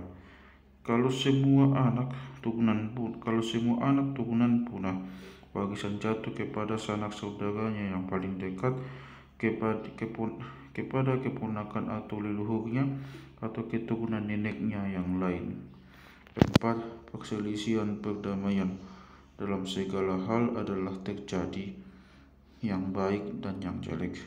Dalam masyarakat Batak pun terjadilah yang demikian. Perselisihan dalam rumah tangga biasa didamaikan oleh orang tua dan atau oleh sanak saudara. Jika perselisihan itu agak berat, mengatasi perselisihan itu pun agak sulit. Tetapi biasanya apabila sudah berhasil, kedua belah pihak diajak sehidangan makan sedaun dengan menyembelih ayam, kambing atau yang lain. Kalau laki bini berbenturan sampai mau cerai, apabila tak dapat diselesaikan oleh pihak keluarganya sendiri, dibawalah kepada kepala adat negeri, kepala kampung yang dihadiri oleh semua raja adat dan orang-orang tua di dalam kampung bersidang di balai desa atau balai kota. Syarat berdamai atau bercerai haruslah ditepati oleh kedua belah pihak. Perselisihan karena merombak susunan kekeluargaan harus didamaikan dengan memotong kerbau. Yang bersalah wajib memberi makan sekampungnya dan mengaku kesalahannya. Perdamaian itu diletakkan oleh raja adat, kepala kampung dengan pengetua-pengetua dalam negeri. Bila ada orang yang kematian, lalu semua rumah tangga dalam negeri itu masing-masing membawa beras ala kadarnya, kelapa dan sebagainya. Demikian teradatlah. Bila ada yang berjamu dengan memotong kambing atau kerbau, semua rumah tangga pun membawa beras, kelapa dan sebagainya. Kebiasaan ini mengandung arti yang dalam sekali. Suka dan duka sama-sama dipikul oleh kula warga sekampung itu. Dalam suka sama-sama tertawa, dalam duka sama-sama menangis. Dalam pada itu, kalau ada satu rumah tangga yang mengabaikannya, sekali dua kali orang belum rusak, tetapi bila berturut-turut barulah dihukum. Mula-mula dengan secara halus, diajak dengan pemio. Bila tidak berubah, barulah dibekot oleh penduduk dan dikeluarkan dari kesatuan adat dalam negeri. Dalam kejadian barang apa di rumahnya, orang tak mau tahu kecuali yang amat damping kepadanya dalam kekeluargaan. Daripada satu sudut hukuman itu amat kejam, tetapi dari sudut lain memang sudah setimpal kepada kesalahannya yang mengingkari kebiasaan berkampung. Tapi adalah kalanya perbuatannya itu terdorong oleh keadaan miskin dan papa, sehingga bunyi pepatah pirma batu pirat dope naswada, batu keras tetapi lebih keras tak pengaruh ketiadaan. Kalau demikian halnya, masyarakatnya tetap terjamin dengan usaha, kepadanya diberikan pekerjaan menurut kesanggupannya.